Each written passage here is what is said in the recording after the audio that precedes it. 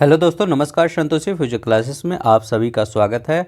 आज हम यहाँ करंट अफेयर का टॉपिक लाए हैं। फर्स्ट टाइम अपने चैनल पे आर ओ से रिलेटेड करंट अफेयर का टॉपिक लाए हैं।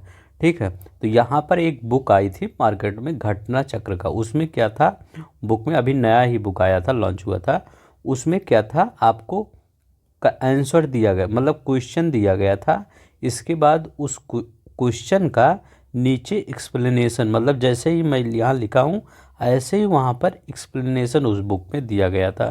ठीक है, तो मैं सोचा कि अगर इसको पढ़ा दिया जाए आपको, तो इसका आर ओ में आपका बहुत बेनिफिट होगा। कैसे, देखिए, आपका दिसंबर आपका बीत जाएगा, इसके बाद लगभग घटना सार या आय दृष्टि आएगा। ठीक है, अगर इसको आप पढ़ लेते हैं तो जब घटना सार या आय दृष्टि पढ़ेंगे तो आपको रिवीजन होता हुआ लगेगा कि हमारा रिवीजन हो रहा है। क्योंकि पिछले 6 महीने का तो ही पूछेंगे, तो यहाँ पे लगभग लगभग 8-10 नवंबर तक है ही है। तो इसमें आपका दूसरा दिसंबर और जनवरी सिर्फ पढ़ना रहेगा। नहीं तो अगर उस समय पढ़ेंगे सिर्फ घटना सार और ये तुरंत अगर उठा लेंगे तो ज़्यादा बर्डन हो जाएगा, फिर आप थोड़ा सा डिमोटिवेट फील करेंगे। इसीलिए अगर ये आपको अच्छा लगे तो मैं इस पर वीडियो कंटिन्यू करूँगा। ठीक है, तो नहीं तो अगर आपको घटना सार ही पढ़ना होगा तो उसका वेट किया जाएगा। ठीक है, तो चलिए हम आज बिना किसी देरी के शुरू करते हैं। इतना आपको बताना था कि आप ये आपका अच्छा बुक है, मार्केट में देखिए, अगर मिले तो ये ले लीजिए। क्योंकि अभी 1 महीने लगभग बचा है, 1 महीने में अगर एक एक पेज पढ़ेंगे तब भी आपका हो जाएगा। ठीक है, और इसके बाद जब घटना सार या आय दृष्टि आएगा उसका रिवीजन हो जाएगा। तो चलिए हम बिना किसी देरी के अब शुरू करते हैं। ठीक है, तो यहाँ क्वेश्चन रहेगा, इसके बाद यहाँ आंसर रहेगा। तो मैं क्या करूँगा, क्वेश्चन पढ़ेंगे, फिर हम पूरा नीचे एक्सप्लेन पढ़ेंगे, तब आके दोबारा यहाँ पे आंसर हम देंगे। ठीक है, तो चलिए देखते हैं पहला क्वेश्चन हमारा कहता क्या है। तो पहला क्वेश्चन कह रहा है, 3 से 5 नवंबर 2023 के मध्य दूसरा वर्ल्ड फूड इंडिया 2023 का आयोजन भारत मंडपम प्रगति मैदान नई दिल्ली में किया गया। ठीक है, ये पहला आपका इस कह रहा है ऑप्शन। दूसरा कहा है, राष्ट्रपति द्रौपदी मुर्मू ने इसका उद्घाटन किया। केवल एक, केवल दो, एक या दो, दोनों या उपयुक्त में से कोई नहीं। ठीक है, तो एक चीज़ मैं और बता देना चाहता हूँ, इसमें मुझे टाइपिंग हर चीज़ करने में बहुत समय लगा। ठीक है, आप सबके लिए बनाया, तो प्लीज़ इस वीडियो को आप शेयर कर दीजिएगा। मैं हर वीडियो को उतना नहीं कहता कि आप शेयर करिए, सब्सक्राइब करिए, लेकिन प्लीज़ इस वीडियो को, क्योंकि अभी आप देखेंगे हमने काफ़ी मेहनत इस पर किया है। ठीक है, तो वैसे भी मैं बुक ला सकता था, लेकिन कॉपीराइट स्ट्राइक का डर रहता है, इसीलिए नहीं तो मैं पूरा आपको इस फॉर्मेट में लाया हूँ। ठीक है, इसमें और अच्छा रहता है, इसलिए रहता है कि मैंने अच्छे, मतलब जो अच्छे मतलब इम्पोर्टेंट पॉइंट हैं उसको मैंने कलर से किया है, अच्छा थोड़ा बनाने का प्रयास किया है। ठीक है, तो चलिए हम देखते हैं। तो आई होप आप देखें, हम पहले देख लेते हैं हमारा क्या कह रहा है। ठीक है, तो यहाँ पे हमारा कह रहा है, देखिए, दूसरा वर्ल्ड फूड इंडिया कब हुआ, 2023 में। कब आयोजित किया, 3 से 5 नवंबर 2023 को। ठीक है, तो याद रखिएगा 3 से 5 नवंबर 2023 को। ठीक है, तो 3 से 5 नवंबर कहाँ पे, भारत मंडपम प्रगति मैदान नई दिल्ली में। ठीक है, तो कहाँ पे हुआ, भारत मंडपम प्रगति मैदान नई दिल्ली में। उद्देश्य क्या था इसका, बताइए, उद्देश्य क्या था, दुनिया को खाद्य टोकरी के रूप में प्रदर्शित करना। और 2023 जो चल रहा है हमारा, तो ये कैसा था, मोटा अनाज का वर्ष था। याद रखिएगा, अगर पूछे कि 2023 किस वर्ष के रूप में मनाया गया, तो मोटे अनाज के रूप में मनाया गया। अब देखिए, इसमें भागीदार देश कौन था, तो भागीदार देश कौन था, नीदरलैंड था। याद रखिएगा, भागीदार देश नीदरलैंड था। फोकस देश जापान था। मुख्य विषय क्या था, समृद्ध के लिए प्रसंस्करण।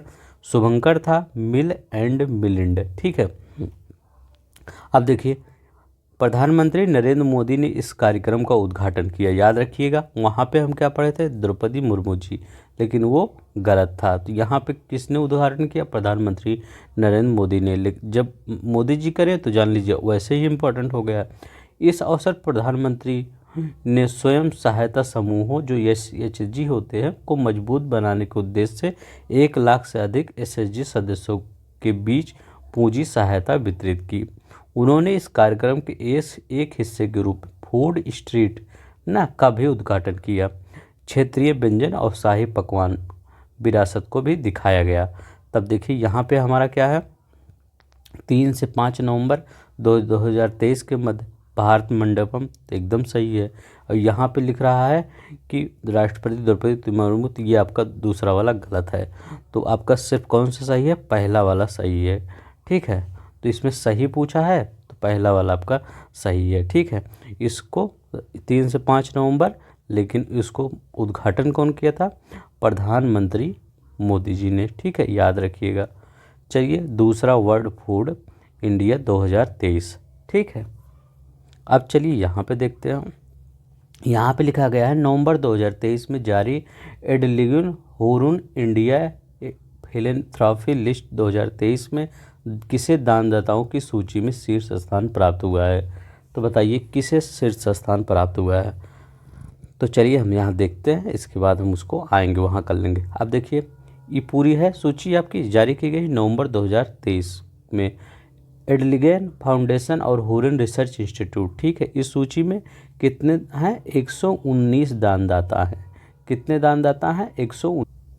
ठीक है, तो 119 दानदाता हैं। अब देखिए, इस सूची में HCL,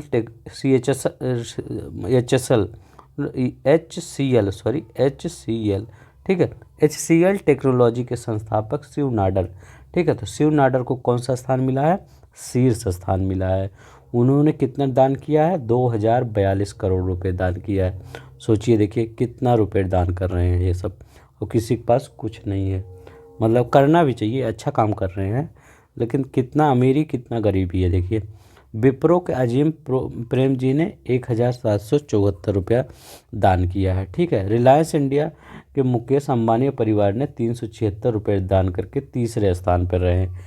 ठीक है, अब देखिए एक चीज़ इस पर पूछा जाएगा, जीरोधा के संस्थापक नितिन कामत और निखिल कामत 110 करोड़ रुपए दान करने इस सूची में सबसे कम उम्र के देनदाता बन गए हैं।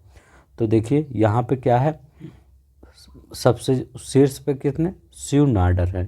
ठीक है, तो HCL के ये है शिव नाडर, HCL के संस्थापक। ठीक है, चलिए हम देखते हैं। अब देखिए यहाँ पे हमारा इस क्वेश्चन में करा है, अक्टूबर 2023 में 9वां G20 संसदीय अध्यक्ष शिखर सम्मेलन P20 ना, तो ये संसद का जो है कहाँ आयोजित किया गया। तो बताइए कहाँ आयोजित किया गया। तो चलिए हम यहाँ पे इसके बारे में कुछ देख लेते हैं, कहाँ पे आयोजित किया गया। अब देखिए इसके बारे में क्या करा है, 13 से 14 अक्टूबर 2023 के मध्य। ठीक है, कहाँ पे, India international convention and expo centre में, यशोभूमि नई दिल्ली। ठीक है, याद रखिएगा, यशोभूमि नई दिल्ली में। लोकसभा अध्यक्ष ओम बिरला ने इसकी अध्यक्षता। अब जब संसदीय है तो मोदी जी अध्यक्षता थोड़ी करेंगे, ओम बिरला जी ही करेंगे अध्यक्ष। तो ये ओम बिरला जी ने कहा किया। ठीक है, इसमें G20 देशों के अलावा 10 अन्य देशों के अंतर्राष्ट्रीय संगठनों के प्रतिनिधियों ने भाग लिया। ठीक है, याद रखिएगा। इस सम्मेलन में 20 अक्टूबर 2023 को लाइव, ठीक है, पर्यावरण के लिए जीवन शैली पर एक संसदीय फोरम का आयोजन किया गया। तो लाइफ अभी हम बताएंगे लाइफ है क्या। देखिए, मिशन लाइफ गया है का शुभारंभ 20 अक्टूबर 2022 को, याद रखिएगा, 20 अक्टूबर 2022 को मिशन जो लाइफ है का उद्घाटन प्रधानमंत्री नरेंद्र मोदी और संयुक्त राष्ट्र के महासचिव एंटोनियो गुटेरस द्वारा केवड़िया गुजरात में किया गया। ये बहुत ही इम्पोर्टेंट है, याद रखिए। ठीक है, 20 अक्टूबर 2022 को प्रधानमंत्री नरेंद्र मोदी और संयुक्त राष्ट्र महासचिव एंटोनियो गुटेरस द्वारा किससे, केवड़िया गुजरात में किया गया। ठीक है, याद रखिएगा। अब देखिए यहाँ पे क्या है, कहाँ पे किया गया, नई दिल्ली में, यशोभूमि में। ठीक है, तो G20 संसदीय शिखर सम्मेलन का आयोजन कहाँ गया, नई दिल्ली में। चलिए नेक्स्ट देखते हैं। यहाँ पे देखते हैं, अक्टूबर 2023 में गृह मंत्रालय ने जम्मू और Kashmir democratic freedom party JKDFP को विरुद्ध क्रियाकलाप अधिनियम UAPA 1967 की किस धारा के अंतर्गत विरुद्ध संगठन घोषित किया गया। ठीक है, तो इसमें हम ज़्यादा कुछ नहीं बताएंगे। इसमें देखिए एक पार्टी है Jammu and Kashmir democratic freedom party JKDFP, इसको नियम के विरुद्ध एक संगठन घोषित कर दिया गया है। अब किस धारा के अंतर्गत, याद रखिए 1967 जो UAPA बना था 1967 के, इसी के। ठीक है, तो इसमें कौन सा सही होगा आपका तीसरा, धारा 3A के तहत। ठीक है, याद रखिएगा। किसने किया, गृह मंत्रालय ने किया। तो मैं लेता नहीं, लेकिन इसको गृह मंत्रालय ने किया है, तभी हम सोचे ये ले लेते हैं, हो सकता है ये क्वेश्चन टफ में आ जाए। ठीक है, चलिए नेक्स्ट देखते हैं। अब देखिए इस क्वेश्चन को देखिए, वीरांगना रानी दुर्गावती स्मारक के बारे में कह रहा है, का उद्यान के विषय में कौन सा तथ्य सही नहीं है। ठीक है, तो कौन सा तथ्य सही नहीं है। अब देखिए उस तथ्य को देखिए क्या क्या है। पहला तथ्य है 5 अक्टूबर 2023 को प्रधानमंत्री नरेंद्र मोदी ने जबलपुर मध्य प्रदेश में वीरांगना रानी दुर्गावती स्मारक और उद्यान का भूमि पूजन किया। सही। निर्माण लागत की राशि 100 करोड़। यह 31 एकड़ क्षेत्र में विस्तारित होगा। रानी दुर्गावती की 52 फीट ऊंची कांस्य की प्रतिमा, ये याद रखिएगा। अभी देखिए जो सही होगा पहले हम देख लेते हैं, अगर सही होगा तब देखिए। वीरांगना रानी दुर्गावती स्मारक के बारे में देखते हैं। भूमि पूजन कब किया गया, 5 अक्टूबर 2023 को। तो वीरांगना रानी दुर्गावती पर भूमि पूजन 5 अक्टूबर 2023 को। कहाँ पे, जबलपुर में मध्य प्रदेश में, याद रखिएगा। भूमि पूजन किसने किया, वो प्रधानमंत्री नरेंद्र मोदी जी ने किया। ठीक है, याद रखिएगा। ये वीरांगना रानी दुर्गावती स्मारक और उद्यान का भूमि पूजन मोदी जी ने किया। निर्माण की लागत 100 करोड़। ठीक है, विस्तारित होगा 21 एकड़ क्षेत्र में, वहाँ 31 दिया था तो गलत है। ठीक है, 21 एकड़ क्षेत्र में पूरा विस्तारित है। इसमें स्थापित की जाने वाली रानी दुर्गावती की प्रतिमा की ऊंचाई कितनी होगी, 52 फीट होगी। याद रखिएगा कितनी होगी, 52 फीट होगी। तो ये भी पूछ सकता है रानी दुर्गावती जो प्रतिमा है उसकी ऊंचाई कितनी है, 52 फीट। किसकी बनी है, कांसे की बनी है। प्रतिमा किससे, कांस्य निर्मित है। इस परिसर में प्रतिमा के अलावा एक संग्रहालय भी होगा। ठीक है, तो संग्रहालय भी होगा। तो इसमें संग्रहालय में किया क्या जाएगा, रानी दुर्गावती की वीरता और साहस सहित गोंडवाना क्षेत्र के इतिहास को बताया जाएगा। अब देखिए रानी दुर्गावती कौन थी, 16वीं शताब्दी के मध्य गोंडवाना की शासिका थी। याद रखिएगा, मिलाने में आ सकता है कि रानी दुर्गावती, फिर इधर गोंडवाना दे सकता है, तो आप मिला दीजिएगा। ठीक है, नहीं तो अब ये उसमें भी GS वो हिस्ट्री में ये भी कई बार पूछा गया है। ठीक है, तो अभी चर्चा में है ना, तो पूछ सकते हैं। प्रधानमंत्री ने सिक्का और डाक टिकट भी जारी किया। और इनकी कौन सी जयंती थी, रानी दुर्गावती की 500वीं जयंती थी। तो आप ये पूरा एक बार देख लीजिए, इसके बाद हम क्वेश्चन पे चलते हैं। क्वेश्चन पे यहाँ हमारा कह रहा है, ये देखिए पूरा क्वेश्चन देखते हैं कौन सा सही नहीं है। ठीक है, तो हमारा कह रहा है कौन सा सही नहीं है, तो हमारा कौन सा सही, 31 एकड़ की जो विस्तारित है वो आपका सही नहीं है, और सब सही है। देखिए इसमें 100 करोड़ रुपए लगेगा। 52 फीट की कांस्य प्रतिमा है, याद रखिएगा कांस्य की प्रतिमा है, और कितनी, 52 फीट की है। अगर आपको पसंद आ रहा होगा तो प्लीज़ लाइक कर दीजिएगा और सब्सक्राइब कर दीजिएगा।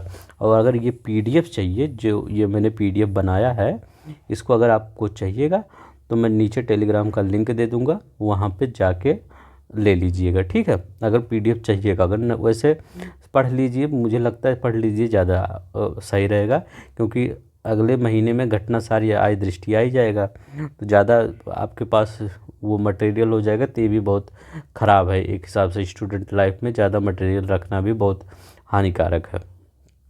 लेकिन अगर चाहिएगा तो यस कर दीजिएगा, तो मैं दे दूँगा। ठीक है,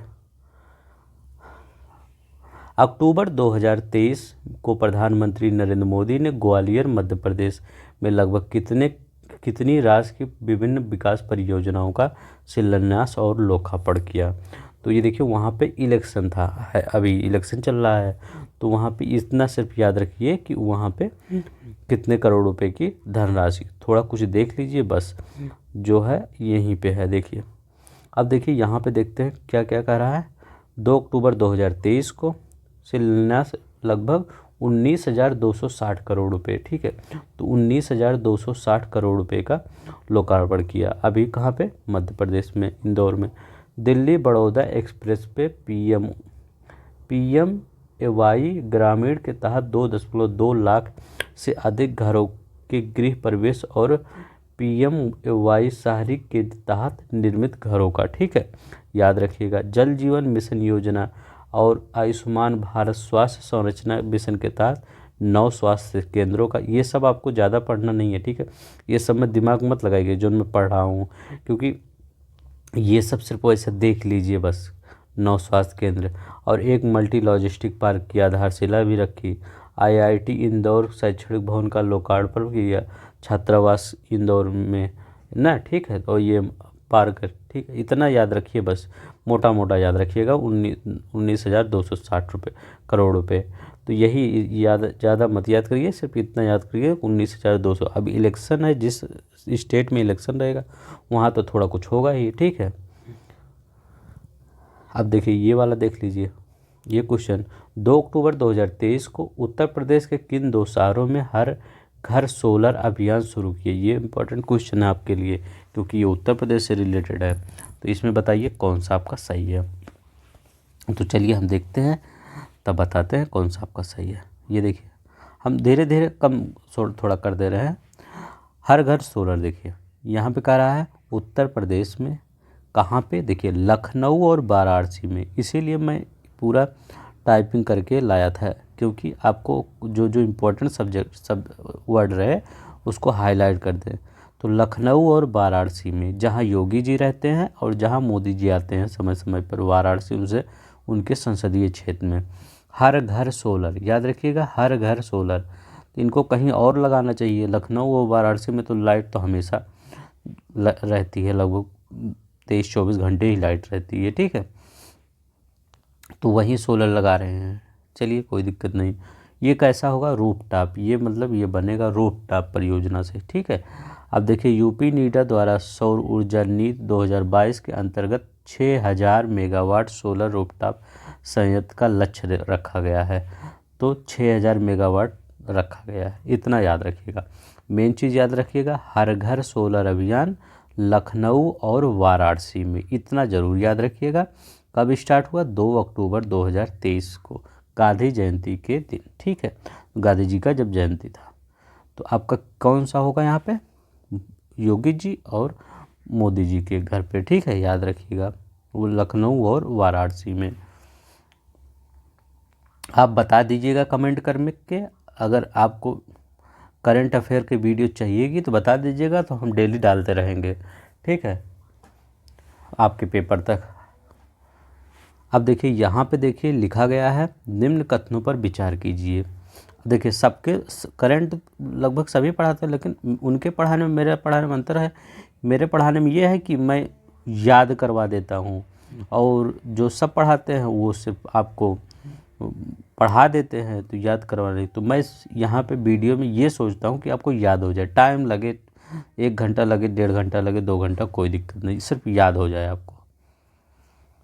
अब देखिए पहले हम इसमें, आप क्वेश्चन पढ़ लीजिए, हम पहले अब चलते हैं अपने यहाँ पे।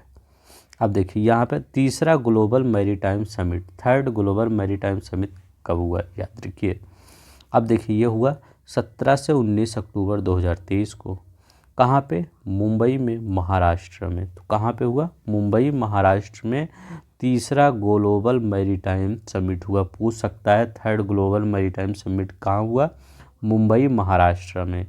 किसके द्वारा हुआ? केंद्रीय पोत परिवहन और नौ वाहन मंत्रालय, भारत सरकार द्वारा। अब देखिए इसका उद्घाटन किसने किया? मोदी जी ने, लेकिन किस माध्यम से? वर्चुअल माध्यम से, मतलब वीडियो कॉन्फ्रेंसिंग के माध्यम से कर दिया, ठीक है। अब देखिए यहाँ पे इस कार्यक्रम में समुद्री नीली अर्थव्यवस्था, ठीक है। ब्लू इकोनॉमी और दीर्घकालिक मूल योजना ब्लूप्रिंट अमृतकाल का विजन 1947 का अनावरण किया गया। तो याद रखिएगा, ये इम्पोर्टेंट है। अमृतकाल का विजन 1947 का भी अनावरण इसमें किया गया। अब इसके अलावा प्रधानमंत्री ने गुजरात के दीनदयाल बंदरगाह प्राधिकरण में टूना टोकरा आल वेदर डीप ड्राफ्ट टर्मिनल की आधारशिला रखी। किसके? तो ये देखिए, दीनदयाल बंदरगाह पूछेगा कहाँ पे है, तो गुजरात में है। क्या रखा? टूना टोकरा आल वेदर डीप ड्राफ्ट टर्मिनल की आधारशिला रखी। ठीक है, तो याद रखिएगा। अब यहाँ पे कहा क्या रहा है?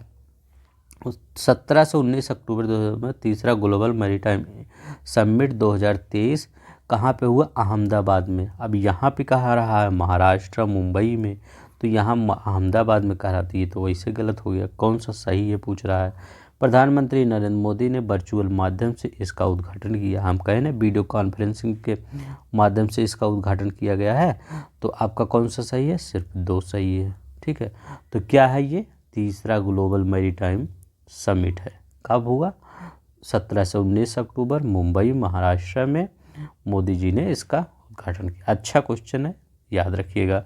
इसमें अमृतकाल विजन 1947 का भी अनावरण किया गया।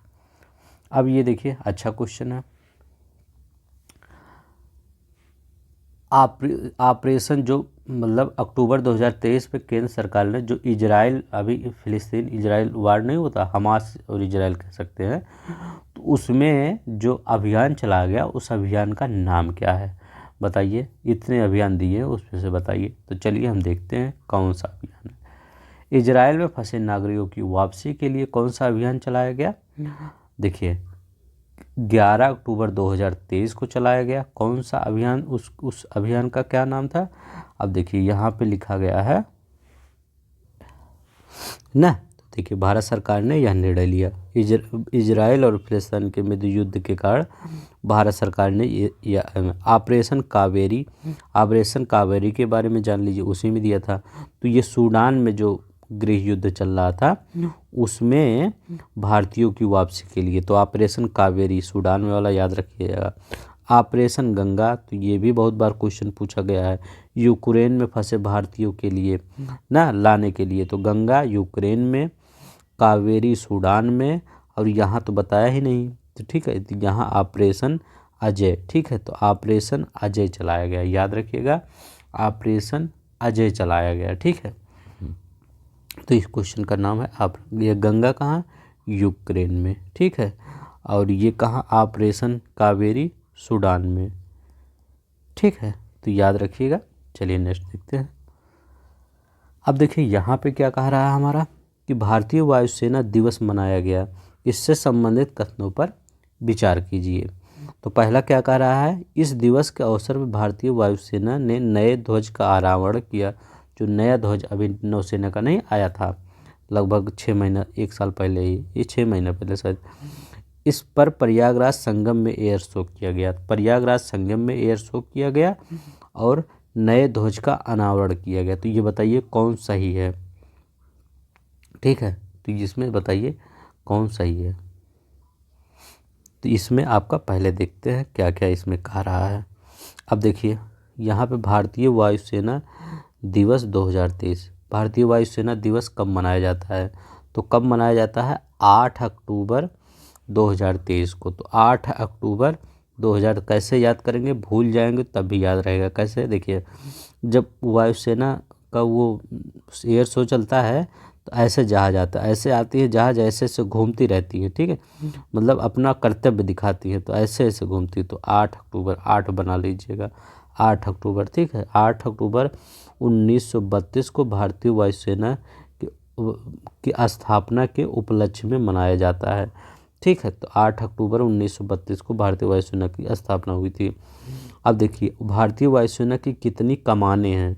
तो 5 कमानें हैं। तो कौन कौन सी? पश्चिमी वायु कमान नई दिल्ली में है, याद रखिएगा। ठीक है, पश्चिमी वायु कमान, इसमें आप कंफ्यूज होंगे क्योंकि पश्चिमी वायु कमान आप कहाँ लगा देंगे? इस साइड लगा देंगे, पंजाब साइड लगा देंगे, राजस्थान साइड लगा देंगे, लेकिन आप याद रखिएगा, उत्तरी वायु कमान नहीं है, सिर्फ इतनी ही जितनी है इतनी है। ठीक है। तो पश्चिमी अगर वायु कमान पूछे तो दिल्ली लगाइएगा, नई दिल्ली, ठीक है, याद रखिएगा। मध्य वायु कमान पूछे तो प्रयागराज, जहाँ अभी एयर शो हुआ, ठीक है। वायुसेना, पूर्वी वायुसेना शिलांग में, याद रखिएगा, पूर्वी वायुसेना शिलांग में। दक्षिण पश्चिमी वायु कमान कहाँ है? जोधपुर में। तो दक्षिण पश्चिमी वायु कमान कहाँ है? जोधपुर में, ठीक है। दक्षिण वायु कमान, मतलब दक्षिण वाला पूछ रहा, तिरुवनंतपुरम में है। तो याद रखिएगा, इतना याद रखिएगा, पश्चिमी आपको कंफ्यूज करेगा। और मध्य वायु कमान कहाँ पे है? प्रयागराज में। ये इम्पोर्टेंट है क्योंकि ये अपने यूपी से है। तो यहाँ देखते हैं, उत्तर प्रदेश प्रयागराज में स्थित संगम में एक भव्य एयर शो, जो संगम में रह रहे होंगे उनको पता होगा कि एयर शो किया गया है, ठीक है। इस अवसर पर वायुसेना प्रमुख एयर चीफ मार्शल विवेक राम चौधरी ने मध्य वायु कमान बमरौली प्रयागराज में भारतीय वायुसेना के नए ध्वज का अनावरण किया। तो अब देखिए यहाँ पे लिखा गया है क्या? वायुसेना प्रमुख एयर चीफ मार्शल, क्या नाम उनका? विवेक राम चौधरी, याद रखिएगा, विवेक राम चौधरी ने मध्य वायु कमान बमरौली, जो बमरौली ना है ना प्रयागराज में, वहीं पे नए ध्वज का अनावरण किया। तो आपको इतना याद रखना होगा। तो आपका यहाँ पे कौन सा सही हो जाएगा? दोनों सही हो जाएगा, ठीक है। याद रखिएगा, इस अवसर पर प्रयागराज संगम में एयर शो हुआ। इस दिवस के अवसर पर भारतीय वायुसेना के नए ध्वज का अनावरण किया गया, ठीक है। मैं कौन सा टॉपिक पढ़ा रहा हूँ? देखिए, हर करंट अफेयर का कोई मैगजीन हो, उसमें एक राष्ट्रीय होता है, एक अंतर्राष्ट्रीय होता है, एक इकोनॉमिक्स वाला सेक्शन होता है, एक इन्वायरमेंट वाला। तो यहाँ पर हम जितना राष्ट्रीय वाला है सब पढ़ा देंगे, आज ही पूरा ख़त्म कर देंगे। देखिए 19 पेज पे चल रहे हैं, 98 पेज है, तो अभी हम पूरा A to Z ख़त्म कर देंगे, ठीक है। आपको कोई पढ़ने की ज़रूरत नहीं पड़ेगी। फिर राष्ट्रीय वाला तो पूरा ख़त्म हो जाएगा, इसके बाद हम अंतर्राष्ट्रीय लेकर आएंगे। अब देखिए यहाँ पर पूरा आप पढ़िए कौन सा आपका सही है, ठीक है। इसमें कह रहा कौन सा सही नहीं है, ठीक है। तो इसमें बताइए कौन सा सही नहीं है। अब देखिए पहला क्या कह रहा है इसमें? प्रधानमंत्री ने लगभग 5,000 करोड़ रुपए की, मतलब जो राजस्थान में भी इलेक्शन है ना, तो वहाँ पे भी विभिन्न परियोजनाएं रखी गई हैं, ठीक है। तो सिर्फ मैं यही क्वेश्चन लाया हूँ क्योंकि उतना इम्पोर्टेंट हम सब के लिए नहीं है। 5,000 करोड़ रुपए की परियोजनाओं का शिलान्यास किया, उन्हें राष्ट्र को समर्पित किया। हाँ, तो एकदम सही है। जोधपुर हवाई अड्डे के नए टर्मिनल भवन का आधारशिला रखा। तो याद रखिएगा, रखी। तो प्रधानमंत्री ने जोधपुर हवाई अड्डे के नए टर्मिनल के भी सही है। जोधपुर को दिल्ली से जोड़ने के लिए नई ट्रेन रूड़ीचा, याद रखिएगा, रूड़ीचा लिखा गया है, रूड़ीचा एक्सप्रेस को हरी झंडी दिखाई। तो याद रखिएगा, रूड़ीचा एक्सप्रेस को जोधपुर से नहीं, याद रखिएगा, यही आपका गलत है, ठीक है। जोधपुर से नहीं, ये कहाँ पे? जैसलमेर से, तो जैसलमेर से दिल्ली को जोड़ने वाली रूड़ीचा ट्रेन पूछ सकता है आपके पेपर में, रूड़ीचा ट्रेन का गंतव्य कहाँ से है? तो जैसलमेर से दिल्ली के बीच में है, याद, यही आपका गलत था। मारवाड़ जंक्शन खंबाली घाट को जोड़ने वाली नई हेरिटेज ट्रेन को भी हरी झंडी दिखाई, ठीक है। तो याद रखिएगा, नई हेरिटेज, तो आपका सी वाला गलत है। ये वाला देखिए, यहाँ पे कह रहा है 27 सितंबर 2023 को संयुक्त राष्ट्र जनसंख्या कोष, अच्छा इंपॉर्टेंट क्वेश्चन है, ध्यान से देखिए। UNFPA भारत ने international institute for population sciences के सहयोग से यह रिपोर्ट जारी की। इस रिपोर्ट के अनुसार भारत में 2022 में 149 मिलियन लोग 60 वर्ष से अधिक उम्र के हैं। इनका कहने का मतलब है कि भारत में 60 वर्ष से अधिक उम्र के लोग हैं। तो कौन सही है आपका? दोनों आपका सही है। चलिए मैं बता ही देता हूँ यहीं से, तो दोनों आपका सही है, ठीक है। तो अब देख लीजिए इसके बारे में कुछ फैक्ट। इंडिया एजिंग रिपोर्ट 2022 जारी किया गया 27 सितंबर को। अब देखिए किसके द्वारा? UNFPA और भारत इंटरनेशनल पॉपुलेशन साइंसेज के द्वारा। अब देखिए इस रिपोर्ट में क्या कहा गया है, भारत में वृद्ध व्यक्तियों की जीवन स्थिति और कल्याण की गहन समीक्षा करती है। तो हाँ ये है। विश्व स्तर पर मतलब पूरे वर्ल्ड में 60 वर्ष से जो आयु के अधिक लोग हैं 1.1 बिलियन व्यक्ति हैं, ठीक है, याद रखिएगा। विश्व में कुछ 7.9 बिलियन जनसंख्या का कितना है, 13.9% पूरे वर्ल्ड में वृद्ध हैं, 60 वर्ष के ऊपर हैं। अब देखिए अगले 3 दशक में 2050 तक 2.1 बिलियन हो जाएगा, जो कि 22% है, लगभग दुगना के करीब हो जाएगा, ठीक है। अब देखिए भारत में क्या कर रहा है, भारत में अभी 149 मिलियन व्यक्ति जो 60 साल से ऊपर हैं, इस समय 149 मिलियन व्यक्ति हैं भारत में जो 60 साल से ऊपर हैं। ये क्वेश्चन आपके इकोनॉमिक सेक्शन में क्वेश्चन आ सकता है, याद रखिएगा। 60 वर्ष से अधिक ऊपर के 149 मिलियन व्यक्ति हैं। यह देश की कुल जनसंख्या का लगभग 10.5% है। हमारे पूरा जितनी जनसंख्या है उसका 10.5% है, याद रखिएगा। भारत में अब कह रहा है 2050 तक, पूरे वर्ल्ड में कितना करा था, 2.1 बिलियन। 2.1 बिलियन कहाँ करा था, पूरे वर्ल्ड में। भारत में 347, इसका भी दुगना हो गया, ठीक है, दुगना से भी ज़्यादा। तो हमारे 2050 तक लगभग हम भी, जैसे इस समय चीन बुढ़ा हो रहा है, हम भी बुढ़े हो जाएंगे। तो कुल जनसंख्या 20.8% होगी। तो मतलब 100 लोग में 20 लोग 60 के ऊपर ही होंगे, ठीक है, 2025 तक, 2050 तक, ठीक है। तो यहाँ पे आपको मैं बता दिया हूँ, यहाँ दोनों होगा। तो दोनों कौन सा होगा, अब भारत में 2022 में 149 मिलियन लोग 60, और ये इनके द्वारा जारी किया UNFPA ठीक है, याद रखिएगा। अब देखिए ये वाला क्वेश्चन, भारत ड्रोन शक्ति 2003 किससे संबंधित है, तो ये बताइए, ये भी अच्छा क्वेश्चन है, भारत ड्रोन शक्ति।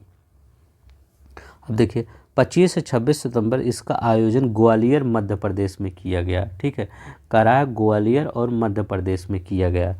इस दौरान पहला C295, ठीक है, याद रखिएगा। C295 क्या है, ये अभी बताते हैं। स्पेन से जो मनाया गया था। परिवहन विमान औपचारिक रूप से भारतीय वायुसेना में शामिल किया गया। तो आपका ये गलत है, ग्वालियर नहीं होगा, ठीक है, ग्वालियर नहीं हुआ। तो इसका कहाँ आयोजन हुआ था, तो बताइए, ये अपने उत्तर प्रदेश में ही हुआ था। वायुसेना स्टेशन कहाँ, जो हिंडन में है, याद रखिए। अभी दिखाते हैं, देखिए अब यहाँ पे लिखा गया है आपका भारत, इसके बारे में बताया 25 से 26 सितंबर 2023 के मध्य वायुसेना स्टेशन हिंडन गाजियाबाद में, याद रखिएगा, वायुसेना स्टेशन हिंडन गाजियाबाद में। वहाँ पे क्या कह रहा था, इंदौर में, इंदौर कह रहा था, ठीक है, वो या ग्वालियर कह रहा था, तो ये गलत है। ये देखिए यहाँ पे कह रहा था ग्वालियर, तो ग्वालियर गलत है, ये क्या हो जाएगा, गाजियाबाद, हिंडन गाजियाबाद, ठीक है। अब देखिए यहाँ पे कह रहा है भारतीय वायुसेना ड्रोन ऑफ किसके द्वारा किया गया, भारतीय वायुसेना के द्वारा और ड्रोन फेडरेशन ऑफ इंडिया के द्वारा, ठीक है, संयुक्त रूप से, याद रखिएगा। उद्घाटन किसने किया, ये इंपॉर्टेंट है, उद्घाटन किसने किया, रक्षा मंत्री राजनाथ सिंह ने उद्घाटन किया। इस कार्यक्रम में देश भर से 75 से अधिक ड्रोन स्टार्टअप शामिल हुए, ठीक है। तो इसमें कितना है, 75 से अधिक। अभी देखिए जो इम्पोर्टेंट है ये बताइए, पूछ सकता है कि जो C295 है किस देश की कंपनी ने बनाया है, तो स्पेन की कंपनी एयरबस कंपनी द्वारा निर्मित है। स्पेन की एयरबस कंपनी द्वारा C295 निर्मित है।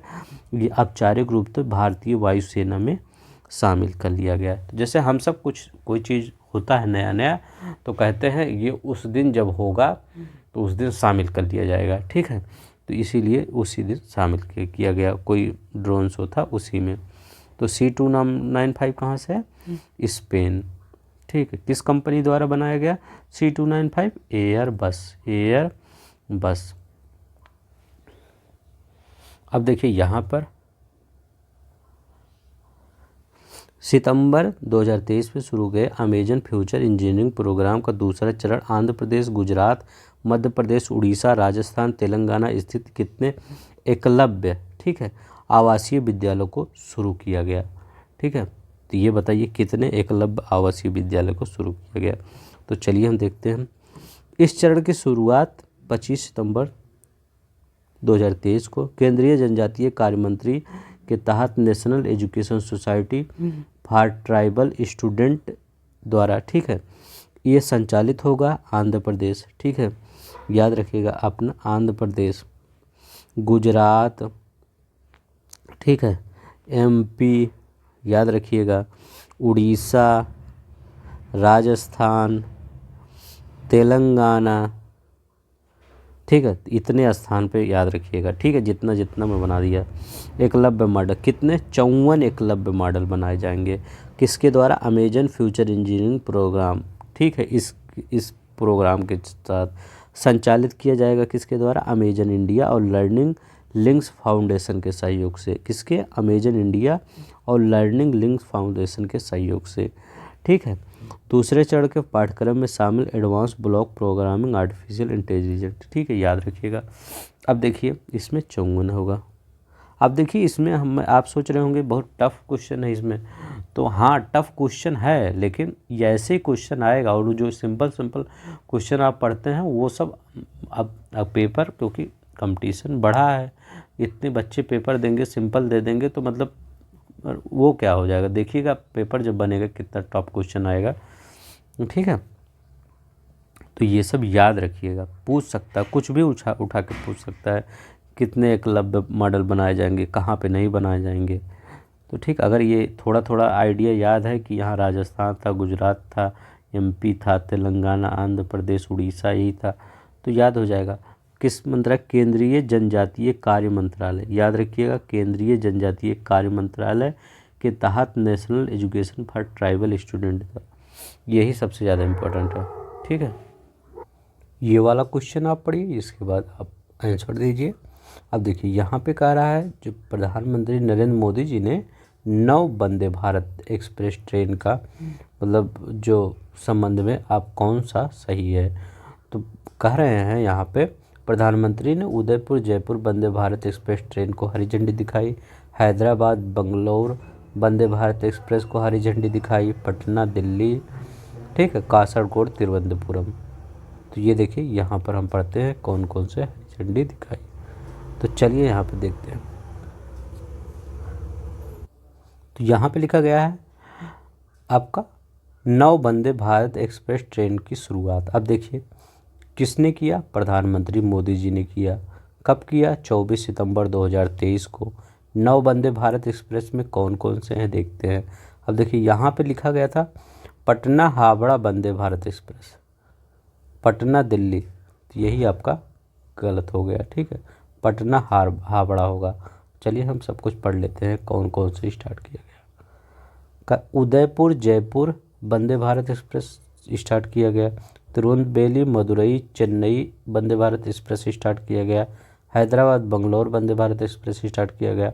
एक बार ध्यान से वैसे देख लीजिए, ज़्यादा इम्पोर्टेंट नहीं है, मतलब हो सकता है पूछ ले, तो अगर दिमाग में थोड़ा सा रहेगा तो सही रहेगा।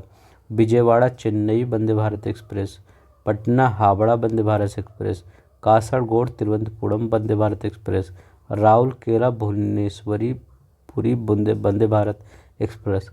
अब देखिए रांची से हावड़ा, ठीक है, तो पटना वाले कहे थे हम हावड़ा जाएंगे, तो बिहार झारखंड वाले रांची वाले कहे हम भी हावड़ा जाएंगे, ठीक है। जामनगर अहमदाबाद वंदे भारत एक्सप्रेस।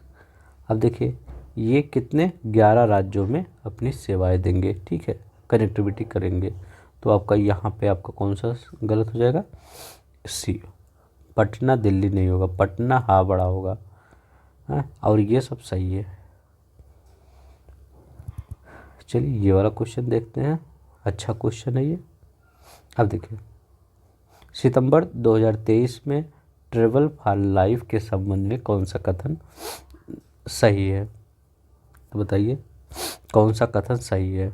सितंबर 2023 में केंद्रीय पर्यटन मंत्रालय द्वारा ट्रेवल फॉर लाइफ का शुभारंभ किया गया, सही है। यह मिशन लाइफ के तहत पर्यटन क्षेत्र को लक्षित क्षेत्रीय कार्यक्रम के रूप में इसे पर्यावरण वन और जलवायु परिवर्तन मंत्रालय UNWTO और UNEP के साथ साझेदारी के रूप में शुरू किया गया, ठीक है। तो इसमें कौन सा आपका सही है, तो इसमें कौन सा आपका सही है, आपका सब सही है, ठीक है, तो आपका सब सही है। चलिए देखते हैं सब कैसे सही है। शुभारंभ किया गया 27 अक्टूबर को। शुभारंभकर्ता केंद्रीय पर्यटन विभाग, ठीक है। शुरू किया गया विश्व पर्यटन दिवस के अवसर पर। तो विश्व पर्यटन दिवस कब होता है? 27 सितंबर को। बहुत इंपॉर्टेंट क्वेश्चन है, याद रखिएगा। भारत शुभारंभ स्थल कहाँ था? भारत मंडपम। मिशन लाइफ के तहत पर्यटन क्षेत्र में लक्षित क्षेत्रीय कार्यक्रम, ठीक है, शुरू किया गया। पर्यावरण, वन और जलवायु परिवर्तन मंत्रालय, संयुक्त राष्ट्र विश्व पर्यावरण संगठन UNWTO और संयुक्त राष्ट्र पर्यावरण कार्यक्रम UNEP के साझेदारी से, ठीक है।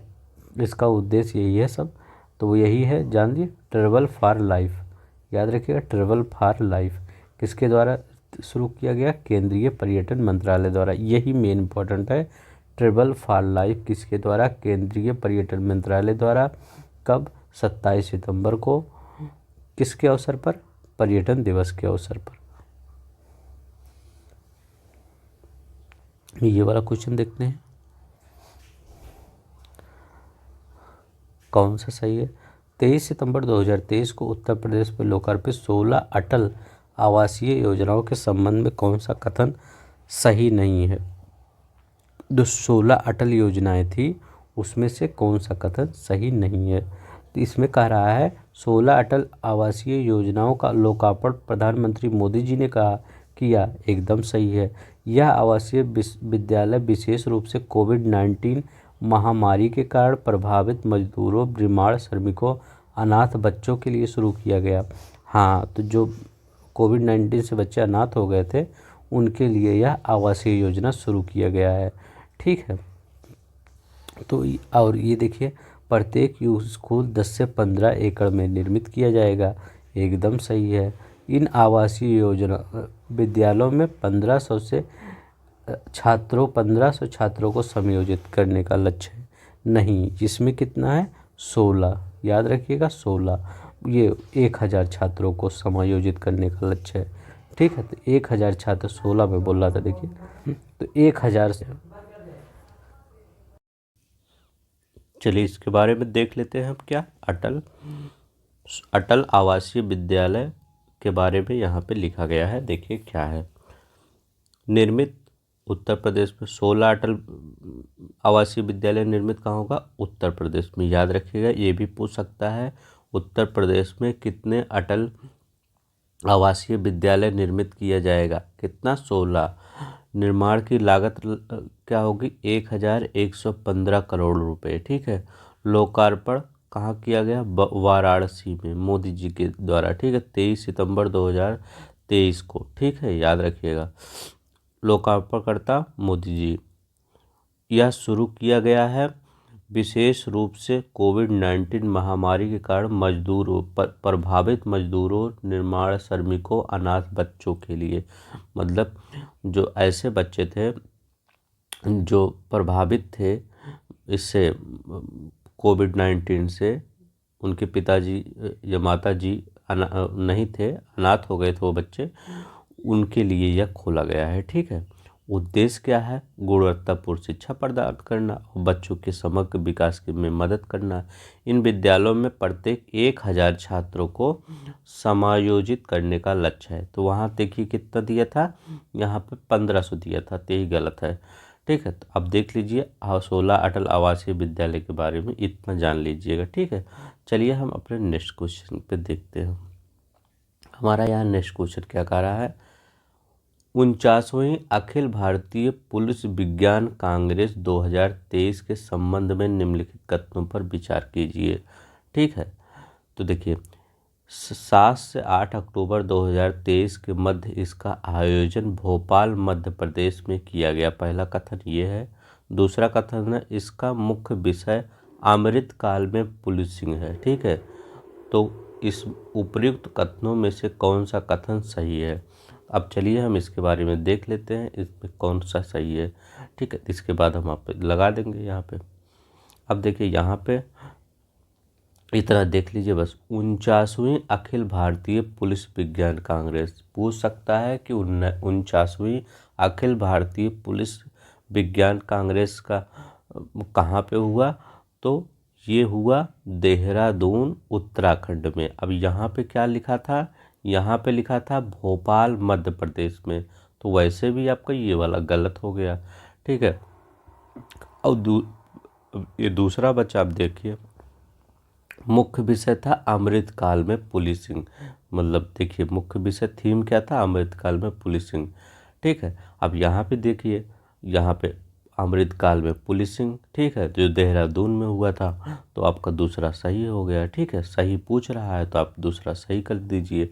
अब यहाँ पे पूछ रहा है कि अब देखिए उद्घाटन किसने किया, मोदी जी या अमित शाह जी, या मतलब कोई भी कैबिनेट मिनिस्टर अगर उद्घाटन करता है किसी चीज़ का या लोकार्पण करता है किसी चीज़ का, तो अपने आप में वो इम्पोर्टेंट हो जाता है।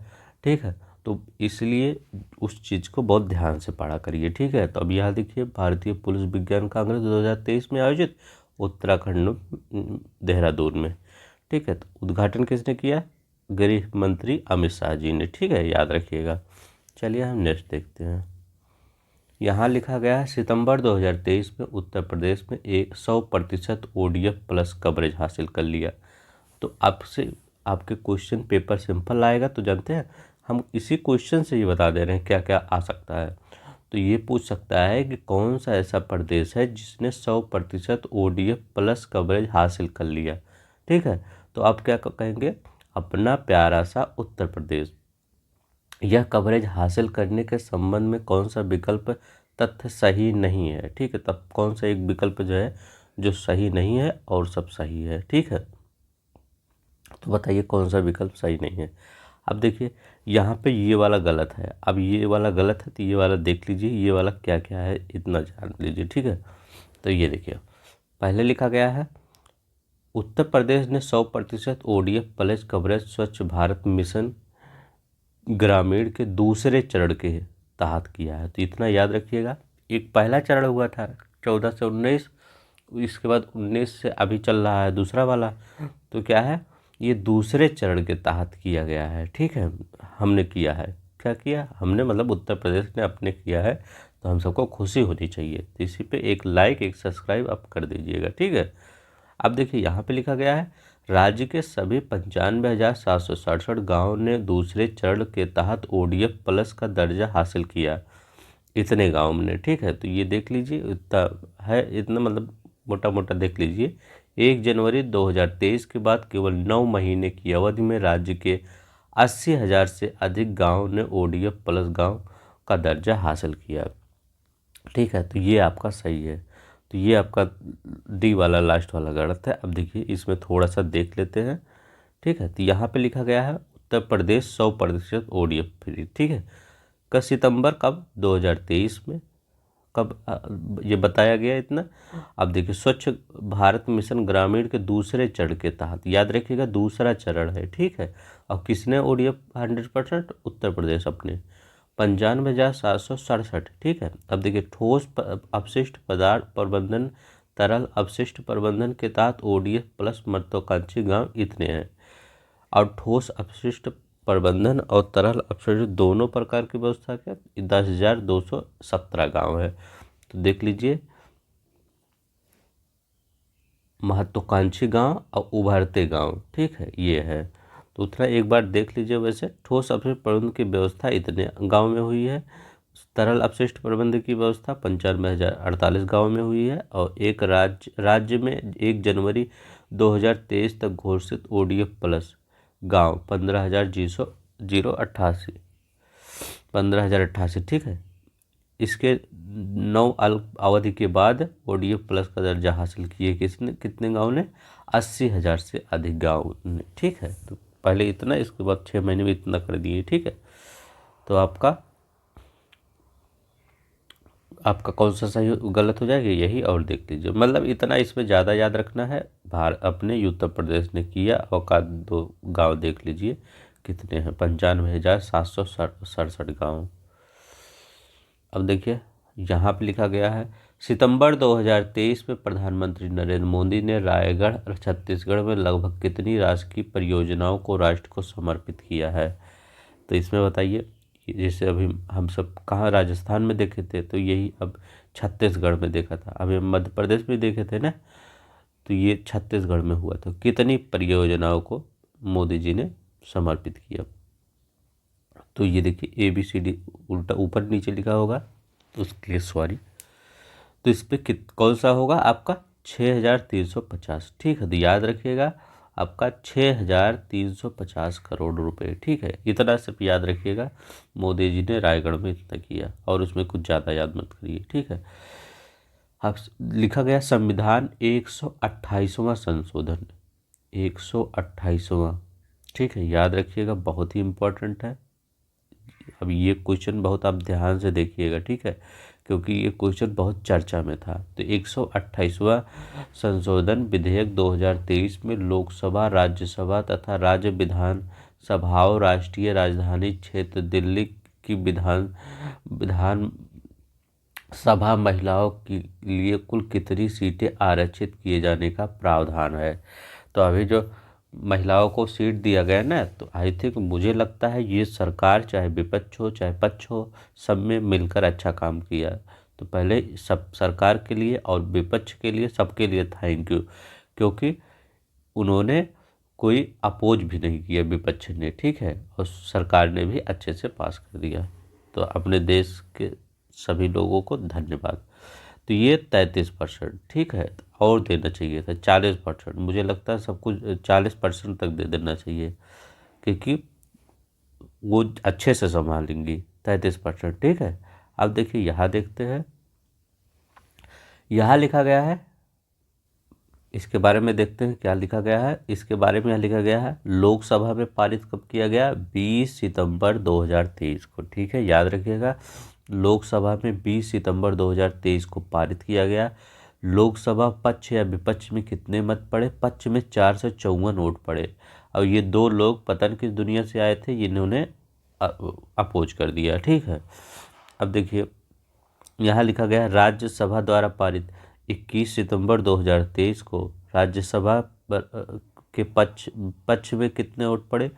214। विरोध में एक भी मत नहीं पड़ा। ठीक है, तो बड़े अच्छे लोग थे वहाँ पे, तो 214 लोग मत पड़े। ठीक है, विधेयक का अन्य नाम महिला आरक्षण विधेयक 2023। ठीक है, विधेयक का जो अन्य नाम है महिला आरक्षण विधेयक 2023। अभी कहेंगे सर नारी वाला कहाँ गया? ये देखिए, इसका है विधेयक का सरकार द्वारा रखा गया नाम अधिनियम का नारी शक्ति बंधन। याद रखिएगा, नारी शक्ति बंधन। प्लीज़ जिनको स्लो लग रहा होगा तेज करके देख लेंगे, क्यों करंट है, अब तेज स्लो भी नहीं पढ़ा सकता, लगभग 30 नंबर का आता है, मतलब तेज भी नहीं पढ़ा सकता ना।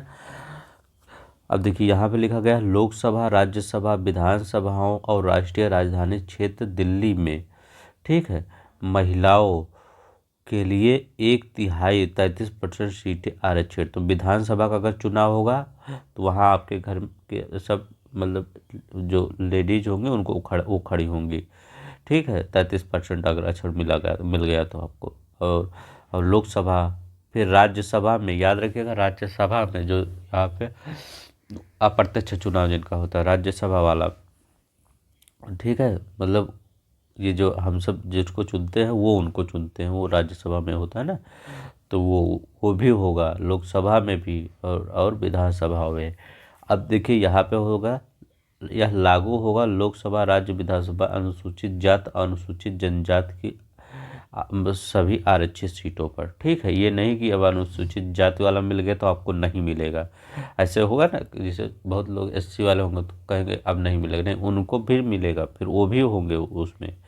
ठीक है, तो याद रखिए इसमें सबसे ज़्यादा इम्पोर्टेंट है नारी शक्ति बंधन। ठीक है, तो याद रखिएगा। अभी ये कब पास हुआ लोकसभा से? ये देखिए यहाँ पे देख दीजिए, 20 सितंबर 2023 को, और सब सही है। तो ये वाला क्वेश्चन आपको 33%।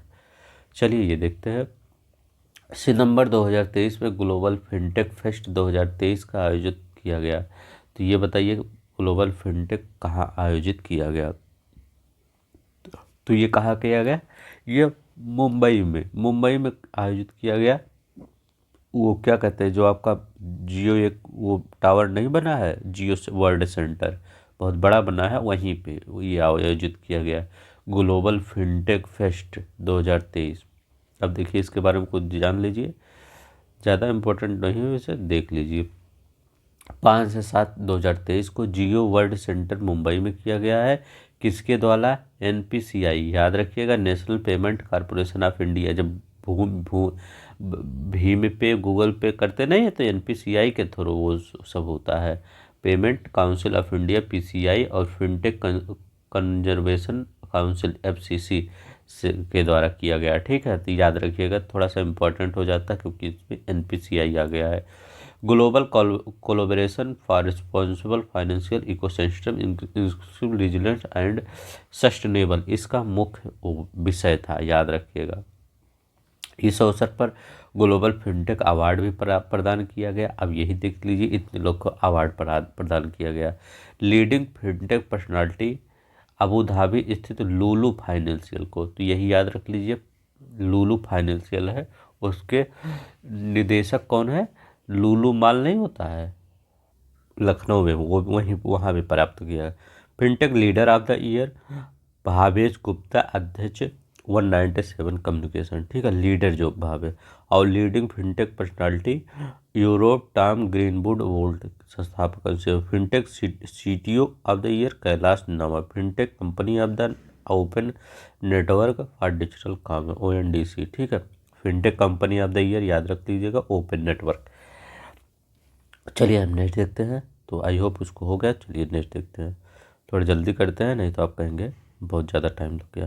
अब देखिए यहाँ पे लिखा गया है, इसके मतलब कथन पर विचार की 18वें G20। तो ये बहुत इंपॉर्टेंट क्वेश्चन है, जितना लाया हूँ सबसे इम्पोर्टेंट यही क्वेश्चन है। ठीक है, तो इसको हम थोड़ा सा ध्यान से पढ़ेंगे।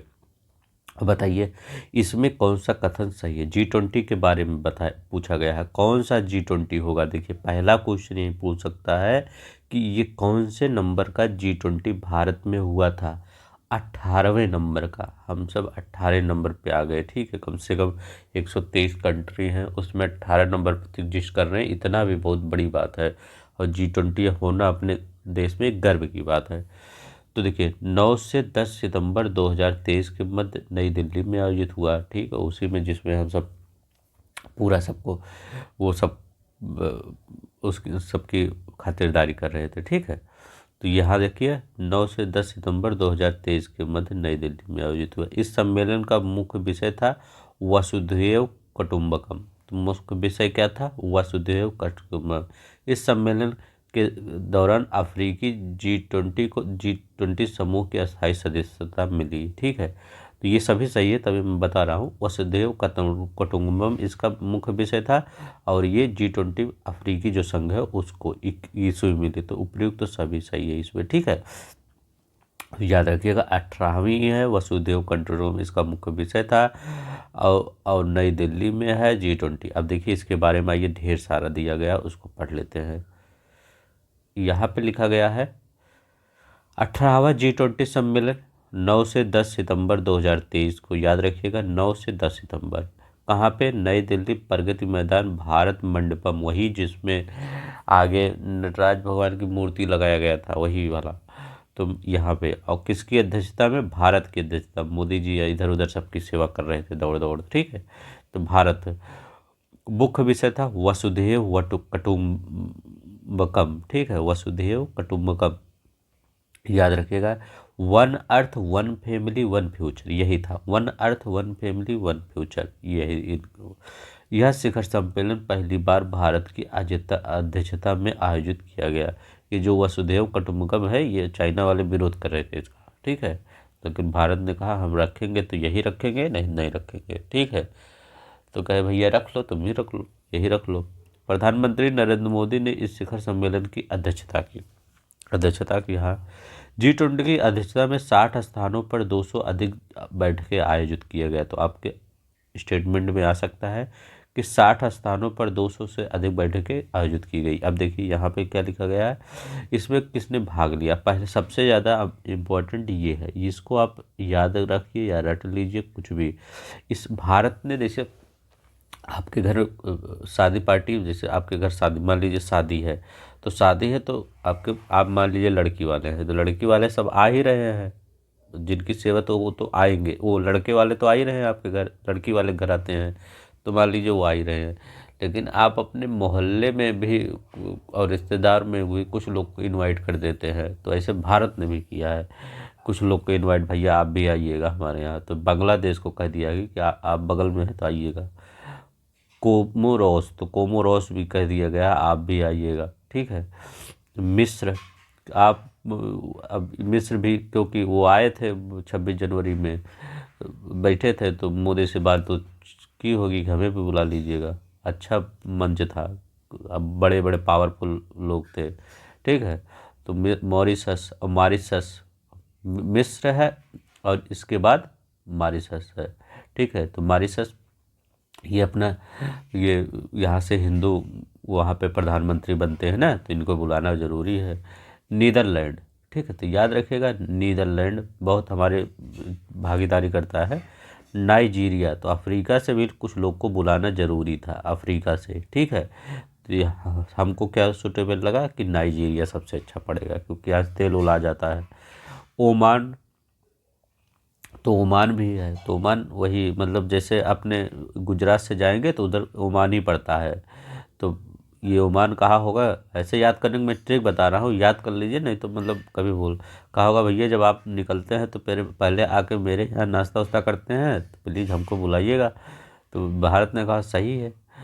सिंगापुर, तो सिंगापुर तो अपना बचपन का दोस्त है। स्पेन और संयुक्त अरब अमीरात, स्पेन क्यों अभी C295 या 295 यही था सर शायद, एयरबस वाला, तो इसी ने दिया था, तो खुशी चल रहा था इसको, ये खुश था। तो मोदी जी कहे चलिए आप भी आइए। और संयुक्त अरब अमीरात, यहाँ पे अपने इंडिया के लोग आधे तो वहीं गए हैं, संयुक्त अरब अमीरात UAE, तो नहीं बुलाते तो अपने इंडिया वाले गुस्से हो जाते हैं, यही याद रखिएगा, ठीक है। इतने याद रख लीजिएगा बस। अब देखिए यहाँ पे लिखा गया G20 सदस्य देशों में अर्जेंटीना के राष्ट्रपति अल्बर्टो फर्नांडीज, ऑस्ट्रेलिया के प्रधानमंत्री अल्बनीज, ब्राज़ील के लुइस इनासियो। इसमें मतलब इसमें जितने जितने प्रधानमंत्री हैं, जस्टिन ट्रूडो भी आए थे तो इनको बवाल हो गया था, ठीक है, बवाल करके चले गए थे। चीन के प्रधानमंत्री ने, राष्ट्रपति ने भाग नहीं लिया क्योंकि वो गुस्साए थे कि वसुदेव कुटुंबकम। तो भारत ने कहा भैया आओ या ना आओ हम वही रखेंगे। फ्रांस के राष्ट्रपति इमैनुअल मैक्रोन थे, ये हमारा सबसे प्यारा दोस्त है, फ्रांस के राष्ट्रपति इमैनुअल मैक्रोन।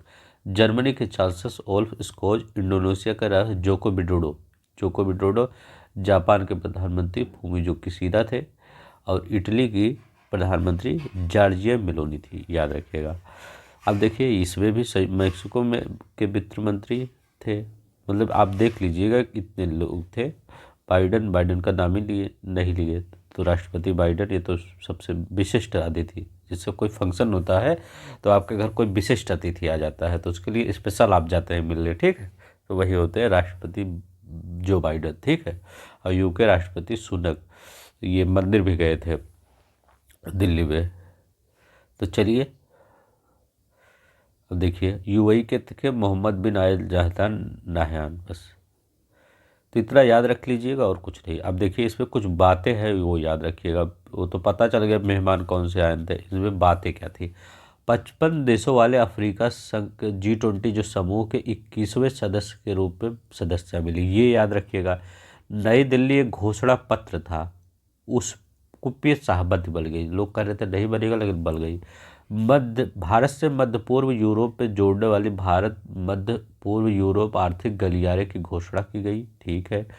अब देखिए वो आर्थिक गलियारा कौन सा था, इसमें तुर्की ना लाइएगा क्योंकि तुर्की गुस्सा आया कि भैया हम पूरा पहले हिस्ट्री हमारे यहाँ से लोग जाते थे, अब तुम अपना अलग से कोई दरवाज़ा बनवा दे रहे हो, गेट बना दे रहे हो, मतलब रास्ता, तो ये गलत है। तो ये देखिए इसमें कौन से देश है, US है, भारत, US, UAE, ठीक है, सऊदी अरब, यूरोपीय संघ, फ्रांस, इटली, जर्मनी, इनसे जाएगी, तुर्की को छोड़ दिए हैं, ठीक है। तो ये तो सही है थोड़ी की है, ठीक है।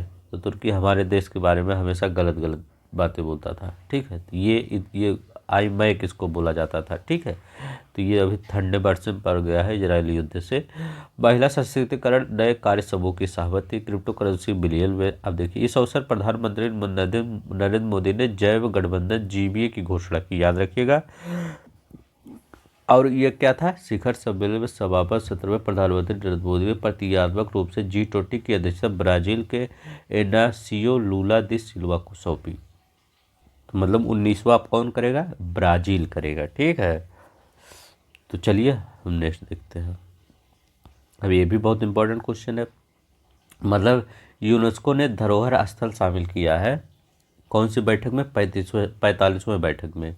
तो 45वें बैठक में जब धरोहर स्थल शामिल किया है तो और किसको, शांत निकेतन को, अपने शांत निकेतन को। तो ये बताइए ये बैठक हुई कहाँ थी, ये पूछा गया क्वेश्चन। देखिए कैसे घुमा के पूछता है।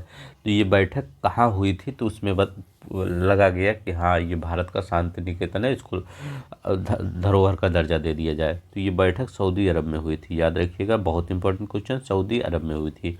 अब देखिए यहाँ पे कुछ बातें जान लीजिए शांति निकेतन के बारे में। 17 सितंबर को, ठीक है, इस सूची में शामिल कर 17 सितंबर को सऊदी अरब में विश्व धरोहर की 45वें बैठक के दौरान हुई थी।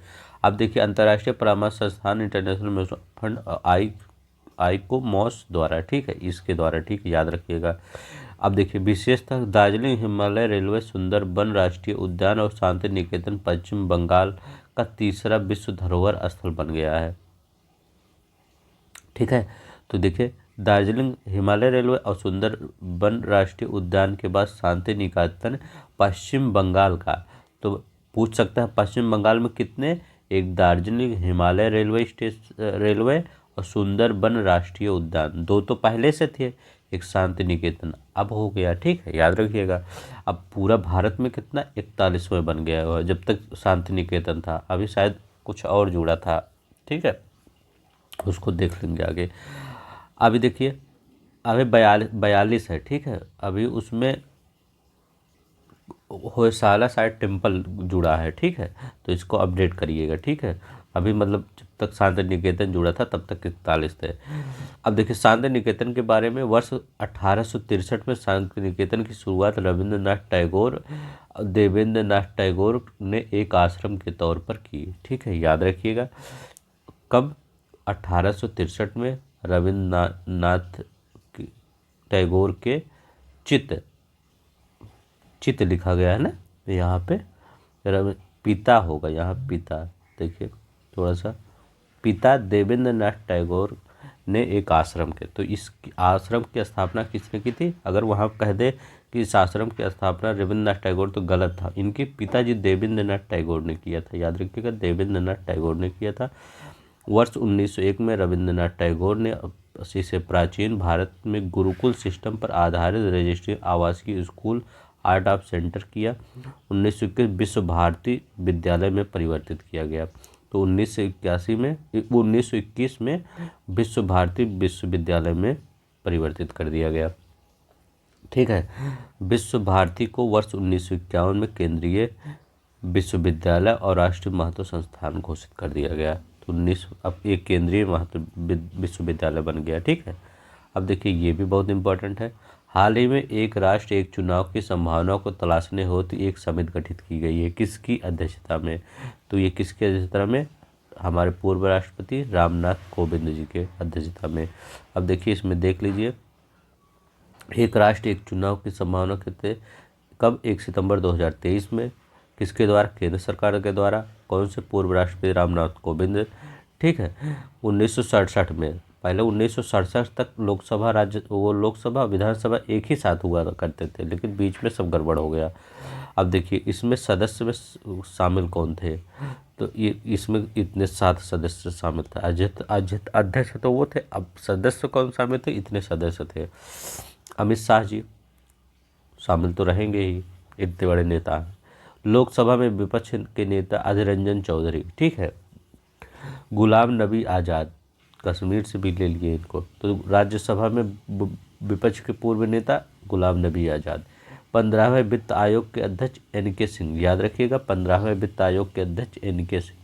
लोकसभा के पूर्व महासचिव डॉक्टर सुभाष सिंह कश्यप। ठीक है, याद रखिएगा, लोकसभा के पूर्व महासचिव डॉक्टर सुभाष सिंह कश्यप। उच्चतम न्यायालय के वरिष्ठ अधिवक्ता हरीश साल्वे। ठीक है, पूर्व मुख्य सतर्कता आयुक्त संजय कोठारी, ठीक है, याद रखिए इतने लोग शामिल हैं, ठीक है। वन इलेक्शन इस नेशन के लिए, तो ठीक है। तो एक चुनाव, एक राष्ट्र एक चुनाव की संभावना, रामनाथ कोविंद याद करेंगे, ये इनकी अध्यक्षता में पूर्व राष्ट्रपति रामनाथ कोविंद की इतने लोग शामिल हैं। सुभाष सिंह कश्यप मत भूलिएगा, एन.के. सिंह, किसी को मत भूलिएगा, अमित शाह को तो भूल ही नहीं सकते, ठीक है। अब देखिए यहाँ पे देखिए 16 अगस्त से 2 सितंबर 2023 के मध्य G20 फिल्म महोत्सव नई दिल्ली में आयोजित किया गया। तो ये सही है कि गलत है? प्रसिद्ध फिल्म निर्देशक सत्यजीत रे की कालजयी कृत पाथेर पंचाली महोत्सव का उद्घाटन फिल्म रही। कौन सा कथन आपका सही है? तो इसमें कौन सी कथन सही है उसमें आपको बताना है। तो दोनों सही है। जब G20 समिट हुई थे तो सब लोग कहे भैया हमको फिल्म में दिखाओ, तो कहे चलिए आइए फिल्म भी दिखाते हैं। तो G20 फिल्म महोत्सव भी वहीं हुआ, ठीक है, याद रखिएगा, ट्रिक है याद, नहीं तो आप भूल जाइए। तो अच्छा, जैसे मेहमान कोई आता है तो आपके पहले गांव में क्या आता था, पर्दा वाली टीवी चलती थी। जब शादी उदी होती थी तो एक पर्दा वाली टीवी चलाती थी, तो जो मेहमान वही बैठ के देखते थे। तो इससे हमारे यहाँ भी टीवी ये चला दिया गया था, महोत्सव, फिल्म महोत्सव नई दिल्ली में। कौन सी फिल्म दिखाई गई थी? पाथेर पंचाली फिल्म दिखाई गई थी। याद रखिएगा, सत्यजीत जी की कला के पाथेर पंचाली महोत्सव का उद्घाटन किया गया है, ठीक है। उनकी उद्घाटन फिल्म रही, यही चलिए दिखाएंगे हम सबको। G20 फिल्म महोत्सव 16 से 2 सितंबर नई दिल्ली में। G20 सचिवालय, इंडिया इंटरनेशनल सेंटर और विदेश मंत्रालय के द्वारा, ठीक है। सिनेमा क्षेत्र में G20 आमंत्रित देशों के बीच सशस्त्र भागीदारी को प्रदर्शित करना, वही मैं कह नहीं रहा था, देखिए वही सिस्टम है सब। प्रसिद्ध अभिनेता विक्टर बनर्जी और भारत के G20 शेरपा अमिताभ कांत ने महोत्सव का शुभारंभ किया। प्रसिद्ध फिल्म निर्देशक सत्यजीत रे की कालकृत पाथेर पंचाली इस महोत्सव की उद्घाटन फिल्म रही। तो याद रखिएगा, उद्घाटन फिल्म कौन रही? पाथेर पंचाली। अब ये वाला देख लीजिए। 11 अगस्त 2023 को राष्ट्रपति ने राष्ट्रीय राजधानी क्षेत्र दिल्ली में एक सरकार अधिनियम 2023, ठीक है, दिल्ली सरकार अधिनियम 2023 को स्वीकृति प्रदान की। इस अधिनियम किस तथ्य से लागू माना जाएगा, ठीक है। तो दिल्ली संशोधन किस तथ्य से लागू माना जाएगा ये बताइए। तो 19 मई 2023 से लागू माना जाएगा, याद रखिएगा। इसके बारे में सिर्फ जान लीजिए कि ये अभी एक विधेयक आया, कौन? राष्ट्रीय राजधानी क्षेत्र दिल्ली सरकार अधिनियम 2023 आया। कौन कौन इसमें शामिल थे? इसमें दिल्ली के मुख्यमंत्री थे, दिल्ली के मुख्य सचिव थे, दिल्ली के प्रथम गृह सचिव थे, ठीक है, और दिल्ली के उपराज्यपाल को सिफारिश से देना, ठीक है। तो यही सब सिस्टम है, तो आप याद रखिएगा। संशोधित विधेयक में संशोधित क्षेत्र दिल्ली सरकार अधिनियम 1991 में, तो 1991 में संशोधन किया गया, याद रखिएगा, इम्पोर्टेंट है, हो सकता है पूछ ले कि अभी किस विधेयक में संशोधन किया गया। तो 1991 के विधेयक में संशोधन किया गया। अच्छे सभी सवाल है, एकदम टॉप लेवल के, ठीक है। अब ये वाला क्वेश्चन नहीं ला रहा हूँ कि ये वो कहाँ पे आया, ये कहाँ पे गिरा, वो कहाँ पे हुआ, तो ये सब नहीं, ठीक है। प्रश्न, उत्तर प्रदेश शिक्षा सेवा चयन आयोग विधेयक 2023 के संबंध में कौन सा विधेयक सही नहीं है? तो ये तो अभी बन ही रहा है, और मुझे लगता है जब हम सब 60 70 80 साल के हो जाएंगे तो ये बन के कम्प्लीट हो जाएगा, ठीक है। तो बहुत बच्चे परेशान हैं, तो ये इसको सरकार सोच भी नहीं सकती सही से। अब देखिए यहाँ क्या है, अब आपको इसमें क्या करना है, सब कुछ सही है या गलत है, ठीक है। आप देख लीजिए क्या क्या सही है। आयोग में राज्य सरकार द्वारा नियुक्त एक अध्यक्ष और 12 सदस्य होंगे। इस विधेयक में राज्य में शिक्षकों की भर्ती हेतु उत्तर प्रदेश शिक्षा सेवा चयन आयोग का गठन का प्रावधान, अभी प्रावधान ही चल रहा है इन सब का, ठीक है। तो अगस्त 2023 में उत्तर प्रदेश मंत्रिमंडल द्वारा उत्तर प्रदेश शिक्षा सेवा चयन आयोग विधेयक 2023 के प्रारूप को अनुमोदित किया गया, ठीक है।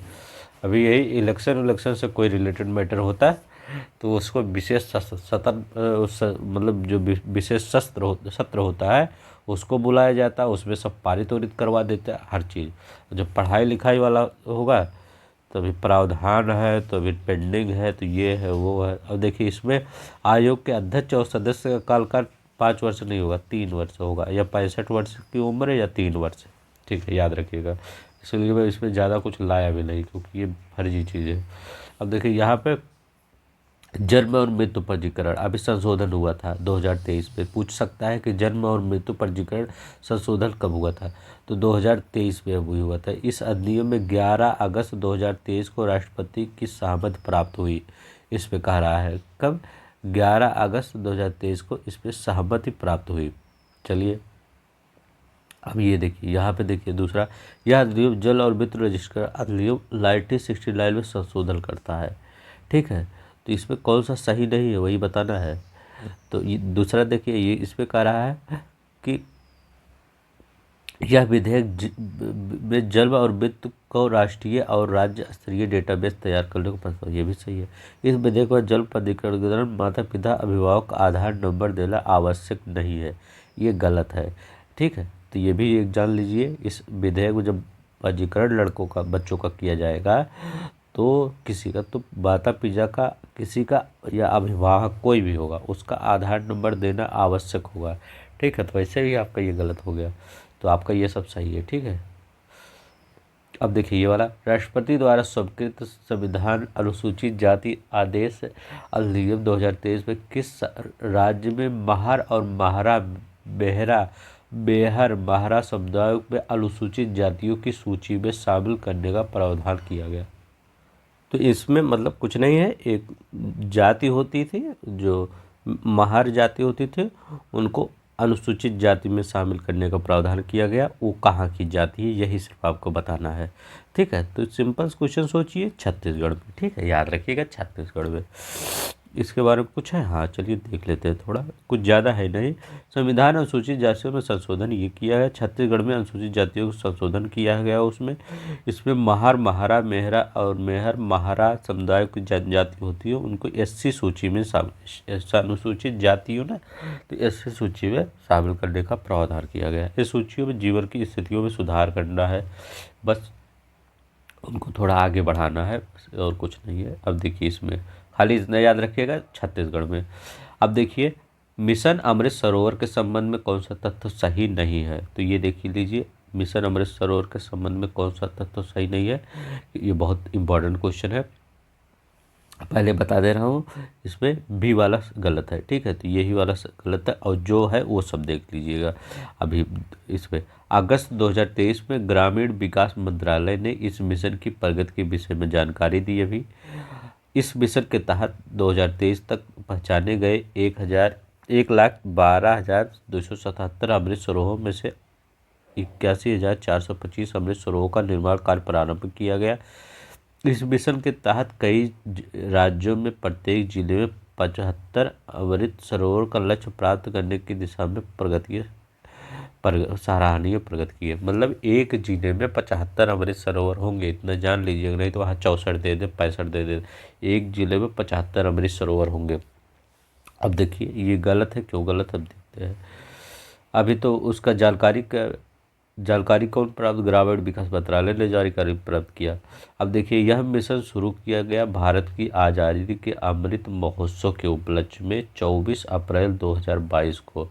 तो याद रखिएगा, अगर कोई पूछे कि ये अमृत महोत्सव जो 75 अमृत सरोवर बनेंगे हर जिले में, वो कब, तो 24 अप्रैल 2022 को, ठीक है।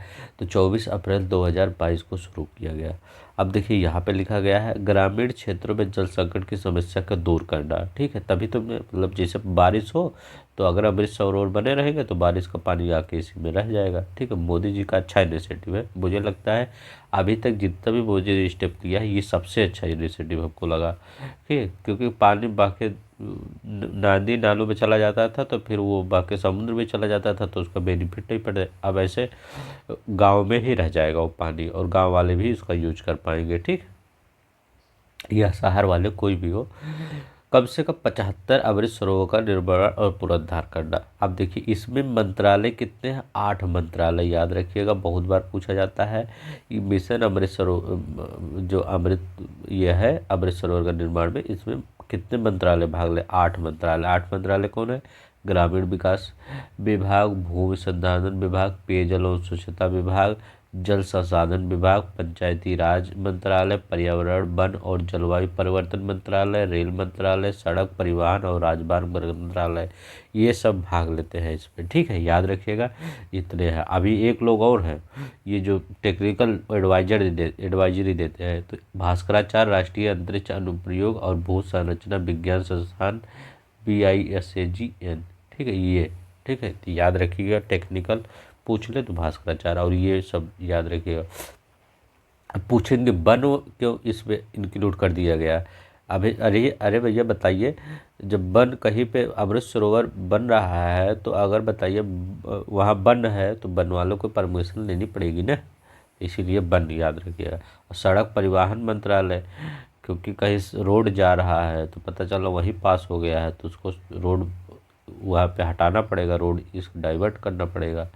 ठीक है, तो रेल मंत्रालय, तो उसमें रेल वाला भी सिस्टम है। ठीक है, तो यही सब याद रखिएगा ऐसे ऐसे। चलिए अब देखते हैं। उन्मेष इम्पॉर्टेंट है। अंतर्राष्ट्रीय साहित्य महोत्सव 2023 कहाँ आयोजित किया गया, तो उन्मेष कहाँ आयोजित किया गया, तो आपको कहाँ आयोजित किया गया, भोपाल में आयोजित किया गया। याद रखिएगा उन्मेष भोपाल में। तो याद रखिएगा उन्मेष अंतर्राष्ट्रीय साहित्य महोत्सव 2023 आयोजित किया गया 3 से 6 अगस्त 2023 को। कहाँ, भोपाल में। किसके द्वारा, संस्कृत मंत्रालय, भारत सरकार द्वारा, साहित्य अकादमी और संगीत नाटक अकादमी के सहयोग से। अभी देखिए 62 पे आए हैं, आप सब 62 पेज नंबर पे आए। यहाँ लिखा है 98 पेज नंबर है, बहुत जल्दी हो जाएगा, आप घबराइएगा मत। आप इतना जान लीजिए जितना राष्ट्रीय वाला था, अब अगर आपका घट्टा सार या आय दृष्टि आएगा तो राष्ट्रीय वाला आपका, अब जब उसको पढ़ेंगे तो आपका वो हो जाएगा, पूरा रिवीजन हो जाएगा। ठीक है, तो उनमें याद रखिएगा भोपाल में आयोजित किया गया था।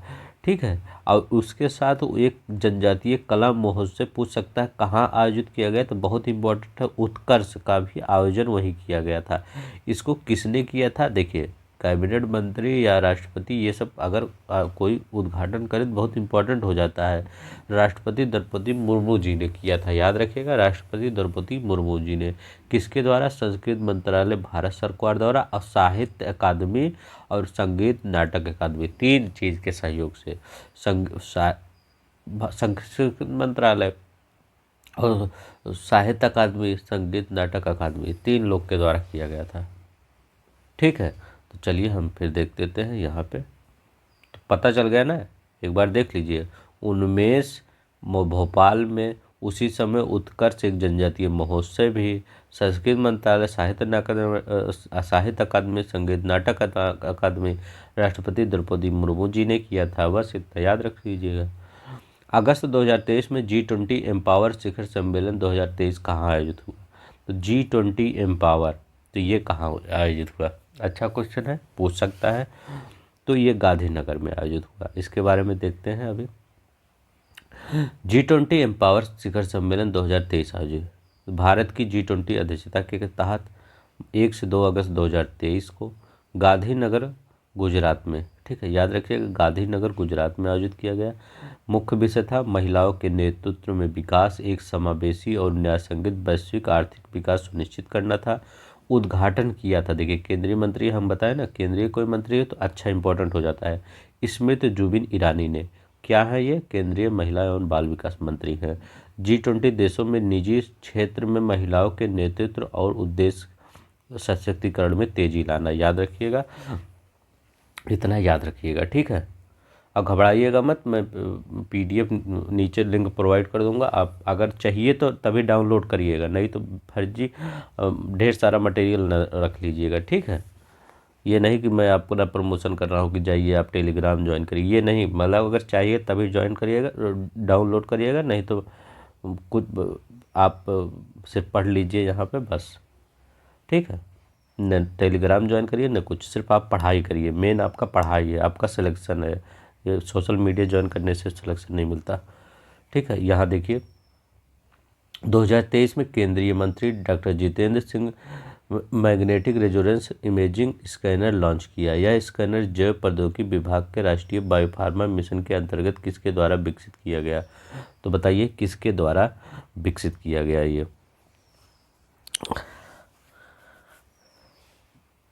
तो ये वाक्से ग्रिड इनोवेशन प्राइवेट लिमिटेड के द्वारा, ठीक है। इसके बारे में है कुछ, हाँ थोड़ा सा जान रहे हैं, इतना जान लीजिए। मैग्नेटिक रेजोनेंस इमेजिंग 1 अगस्त 2023 को, ठीक है। इसमें मतलब केंद्रीय मंत्री डॉक्टर जितेंद्र सिंह ने इसकी क्या की, वो शुभारंभ किया नई दिल्ली में, ठीक है, याद रखिएगा। और उसमें कुछ है नहीं, ठीक है। चलिए ये देख लेते हैं।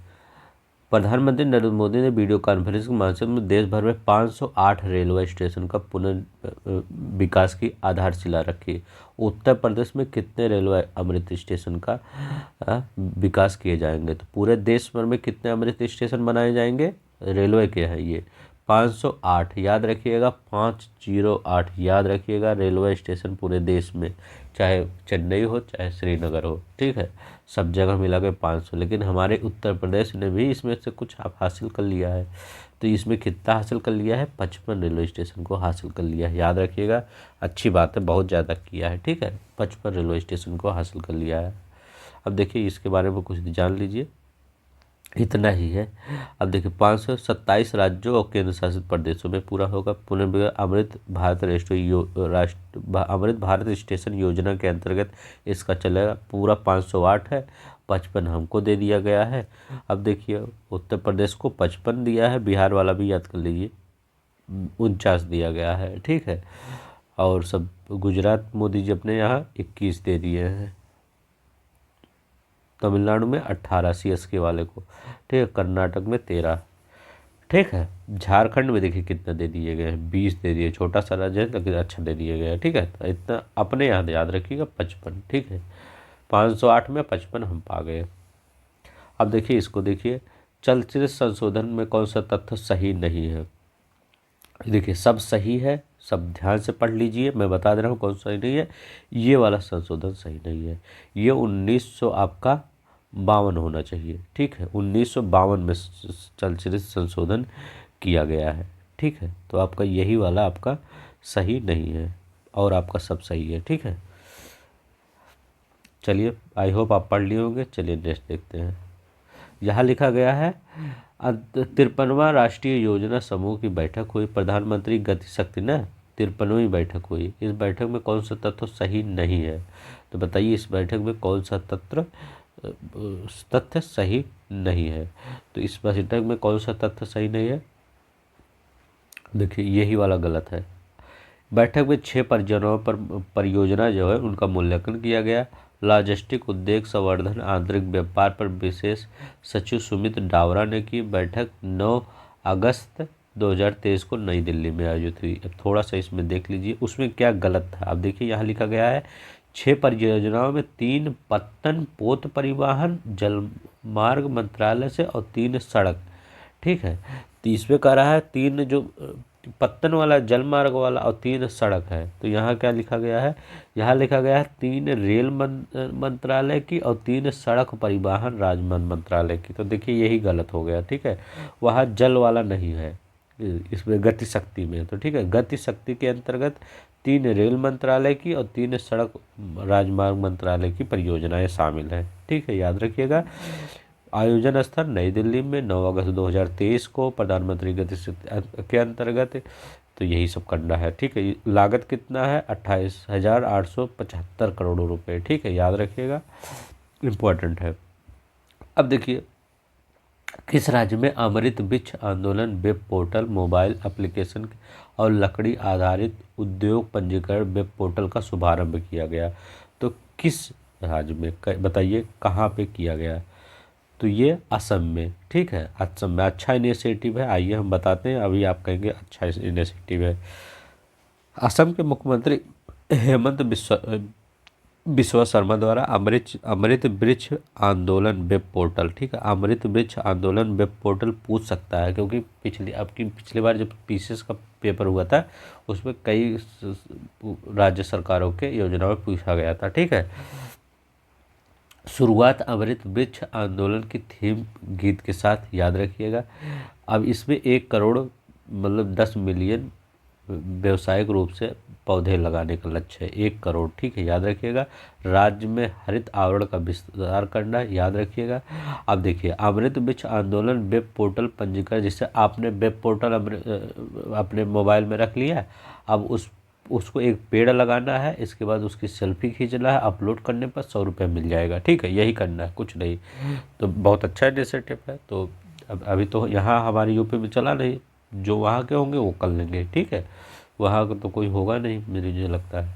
अब देखिए यहाँ देखें, यदि 17 सितंबर को लगाया गया यह पौधा 3 वर्ष हो जाता है, फिर अगर उसको देखते हैं तो वो 200 रुपया हो जाएगा, ठीक है। ऐसा होता है ना, कुछ लोग लगा देते हैं, 100 रुपया ले लेते हैं, उसके बाद पेड़ गायब।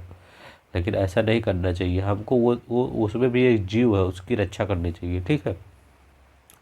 तो 200 रुपया 200 रुपया न देखिए, वो बड़ा हो जाएगा तो आपको कुछ नहीं तो छाँव तो देगा ही, ठीक है। तो 200 रुपया भी मिलेगा 3 वर्ष बाद। अब देखिए यहाँ पे संत शिरोमणि गुरुदेव श्री रविदास जी का स्मारक के संबंध में कौन सा तत्व सही नहीं है? तो बताइए इसमें कौन सा तत्व सही नहीं है? तो इसमें कौन सा आपका तथ्य सही नहीं है? बी वाला। इसमें 15,000 नहीं 20,000, ठीक है। तो 20,000 गाँव को और 300 नदियों की मिट्टियों का उपयोग किया गया, और सब सही है, ठीक है। तो भाई देख लीजिए। अब देखिए ये क्यों इम्पोर्टेंट है। 12 अगस्त 2023 को प्रधानमंत्री नरेंद्र मोदी ने इस स्मारक की आधारशिला मध्य प्रदेश में रखी। तो मोदी जी रखे तो अच्छा, इम्पोर्टेंट तो होगा ही। चलिए अब देखते हैं। इस स्मारक की निर्माण लागत 11.25 करोड़ से अधिक किया जाएगा, ठीक है। इस स्मारक की निर्माण राशि 100 करोड़ रुपए से अधिक होगी, ठीक है। तो इसमें इतना याद रखिएगा। मोदी जी ने कहा किया है रविदास स्मारक संत शिरोमणि गुरुदेव श्री रविदास स्मारक, कहाँ? मध्य प्रदेश में।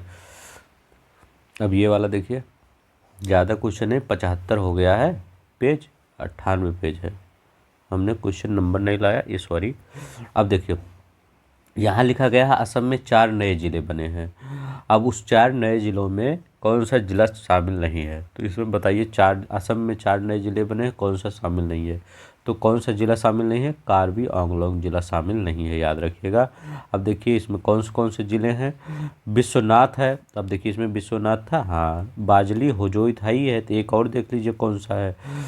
होजोई, विश्वनाथ, बाजाली और तामुलपुर, ठीक है। तो बजाली और तामुलपुर है ये, देखिए होजोई, तामुलपुर, बजाली, विश्वनाथ, ये 4 ज़िले हैं।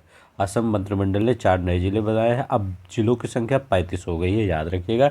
इतना याद रखिए, और कुछ ज़्यादा याद रखने की ज़रूरत नहीं है। अब देखिए, one district one product ODP वाल का शुभारंभ किसने किया? तो ये इम्पोर्टेंट है, यही इम्पोर्टेंट है, देख लीजिए किसने किया है। तो किसने किया है? आपका चरणजीत सिंह ने किया है। इसके बारे में कुछ है? हाँ, देख लीजिए अभी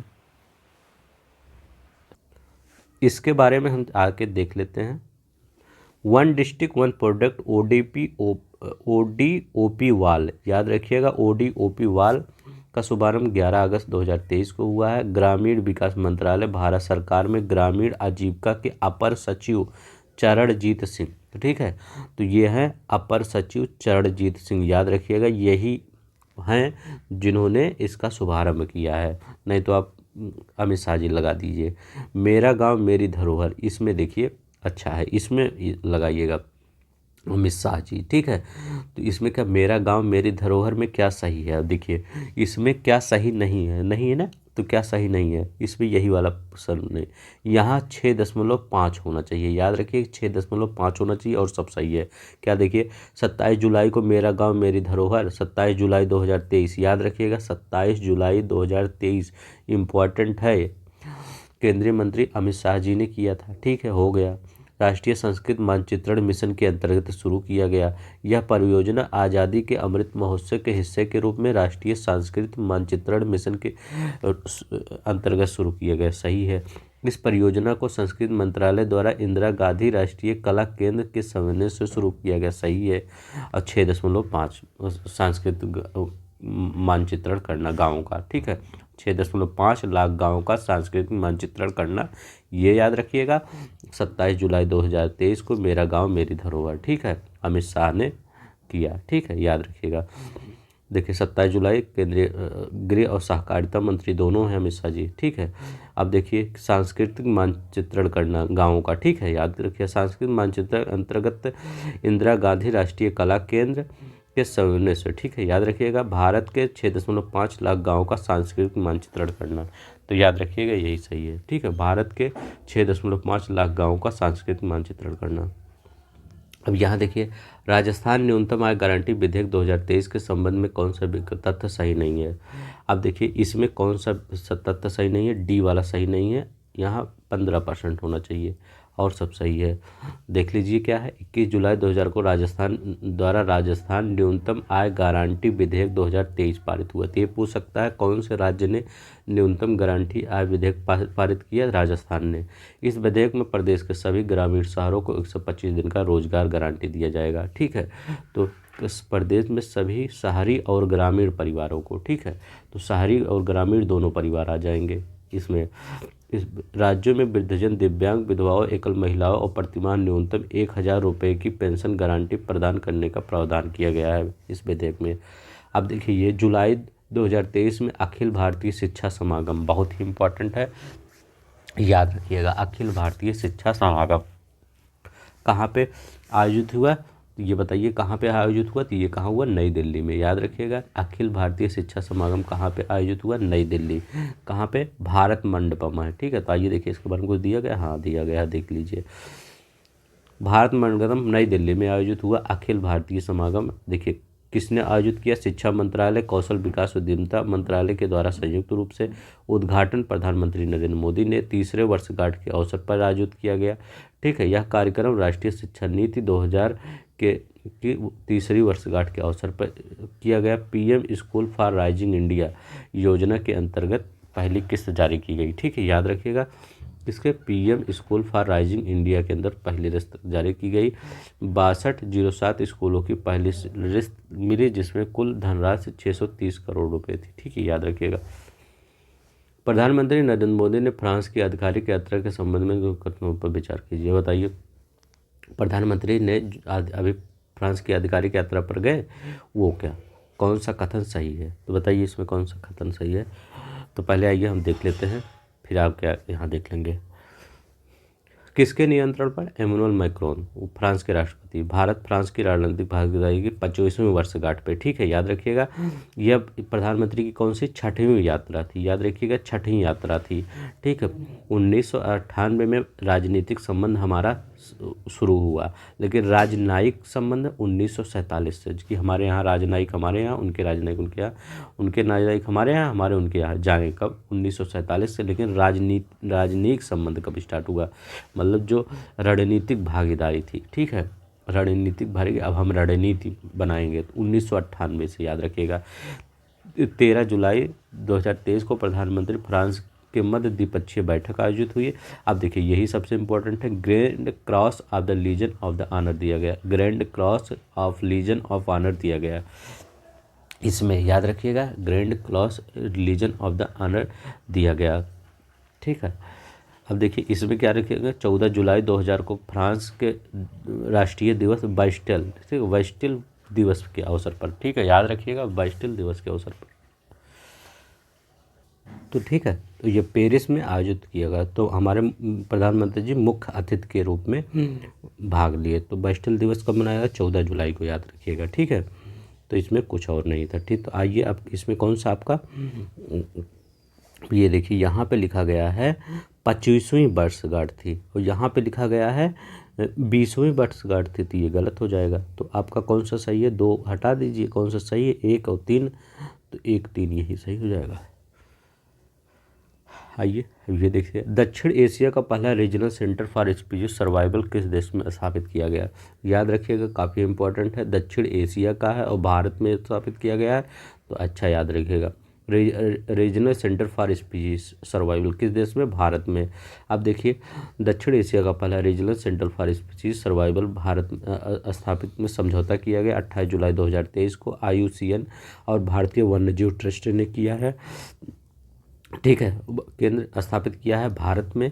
यह केंद्र अपनी तरह का विश्व का 10वां होगा और दक्षिण एशिया में अपनी तरह का पहला होगा। ठीक है, याद रखिएगा, अपनी तरफ का पहला होगा और विश्व का आपका 10वां होगा जो भारत में। Centre for species survival. ठीक है, तो याद रखिएगा। उल्लास के बारे में याद रखिएगा, उल्लास के बारे में कौन सा कथन सही है। ठीक है, तो उल्लास के बारे में ये कौन सा कथन सही है, आप सब कुछ पढ़िए, इसके बाद बताइए कौन सा कथन सही है। तो मैं बता दूं, आप पढ़िए, वीडियो पॉज करके बताइए। मैं बता रहा हूँ सब सही है। ठीक है, याद रखिएगा, सब सही है उल्लास के बारे में। ठीक है, खाली उस उल्लास का नाम लिख लीजिए, understanding life long learning for all in society.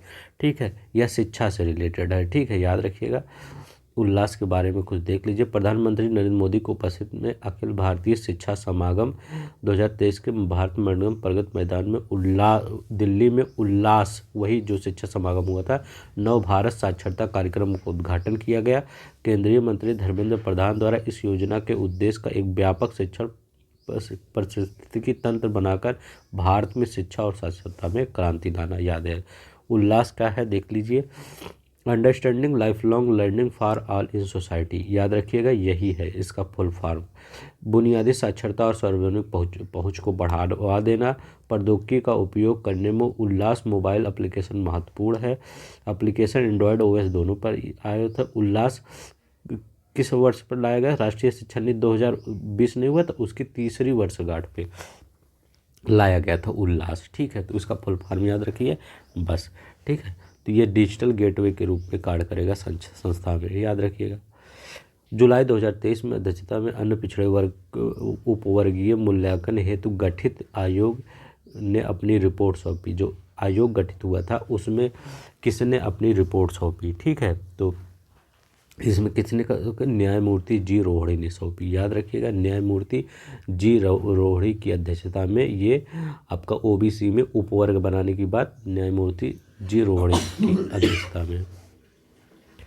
अब देखिए, ये देखिए, जुलाई 2023 में प्रधानमंत्री नरेंद्र मोदी द्वारा सीकर राजस्थान में शिलान्यास राष्ट्र को समर्पित विभिन्न विकास परियोजनाओं के संबंध में कौन सा कथन सत्य नहीं है। तो बताइए इसमें कौन सा कथन सत्य नहीं है। तो इसमें कौन सा कथन नहीं सही है आपके यहाँ पे, यही इम्पोर्टेंट है, याद रखिएगा, और सब कुछ वही है। ठीक है, तो उन्होंने सल्फर के साथ लेपित यूरिया की एक नई किस्म यूरिया यस नहीं है, यूरिया गोल्ड है। ठीक है, तो सल्फर के साथ जो लेपित यूरिया, ये आपके कृषि में क्वेश्चन पूछ सकता है। प्रधानमंत्री ने अभी कौन सी यूरिया लॉन्च करी, यूरिया गोल्ड, जो क्या है सल्फर के साथ लेपित है, और सब कुछ सही है वही है। ठीक है, मेडिकल कॉलेज, ये 7 मेडिकल कॉलेज, ये तो सही है, सिर्फ यही याद कर दीजिए, यूरिया गोल्ड। ठीक है, आपको अच्छा लग रहा होगा तो प्लीज़ सब्सक्राइब कर दीजिएगा, लाइक कर दीजिएगा। 2 जून 2023 को उड़ीसा के बालासोर जिले में स्थित किस रेलवे स्टेशन के पास भीषण रेल दुर्घटना हो गया, वही कोरोमंडल एक्सप्रेस जो दुर्घटना हुआ था, तो किस स्टेशन के पास, ये क्वेश्चन पूछ सकता है। तो कौन, बाहानगा बाजार रेलवे स्टेशन। कौन, बाहानगा बाजार रेलवे स्टेशन, याद रखिएगा, इम्पोर्टेंट है। ठीक है, तो कौन, बाहानगा बाजार रेलवे स्टेशन के पास दुर्घटना हुआ था। अब देखिए यहाँ, हाल ही में 15वां आदिवासी युवा आदान प्रदान कार्यक्रम 2023 को कहाँ हुआ। तो अभी सब लोग रांची लगा देंगे, वहाँ पे अगर रहेगा तो छत्तीसगढ़ लगा देंगे, लेकिन आदिवासी युवा आदान प्रदान कहाँ हुआ, मुंबई में। याद रखिएगा, मुंबई, ये रांची मत लगाइएगा, मुंबई में हुआ। ठीक है, याद रखिएगा, आदिवासी युवा आदान प्रदान। ये देखिए, अक्टूबर 2023 में दक्षिण पूर्व एशिया WHO की क्षेत्रीय समिति का 76वां सत्र कहाँ आयोजित हुआ। तो बताइए कहाँ पे आयोजित हुआ। तो दक्षिण पूर्व एशिया की WHO की क्षेत्रीय समिति का क्षेत्रीय सत्र नई दिल्ली में आयोजित हुआ। कहाँ पे, नई दिल्ली में, याद रखिएगा, नई दिल्ली में आयोजित हुआ।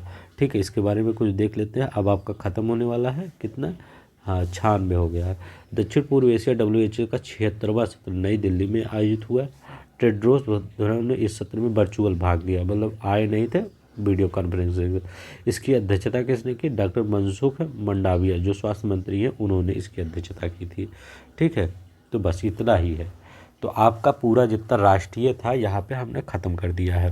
तो यह राष्ट्रीय पूरा ख़त्म हो गया। अब हम अगला, अगर आपको वीडियो पसंद आएगा, आपका रिव्यू देखेंगे, तो हम पूरा बुक करवाने का पूरा प्रयास करेंगे, ठीक है। तो अगर करवाना होगा तो कमेंट में कर दीजिएगा कि सर हमको बुक पूरा चाहिए, ठीक है। तो हम पूरा बुक करवा ही देंगे, ठीक है। आपको आज के लिए इतना ही। धन्यवाद, नमस्कार, जय हिंद, जय भारत।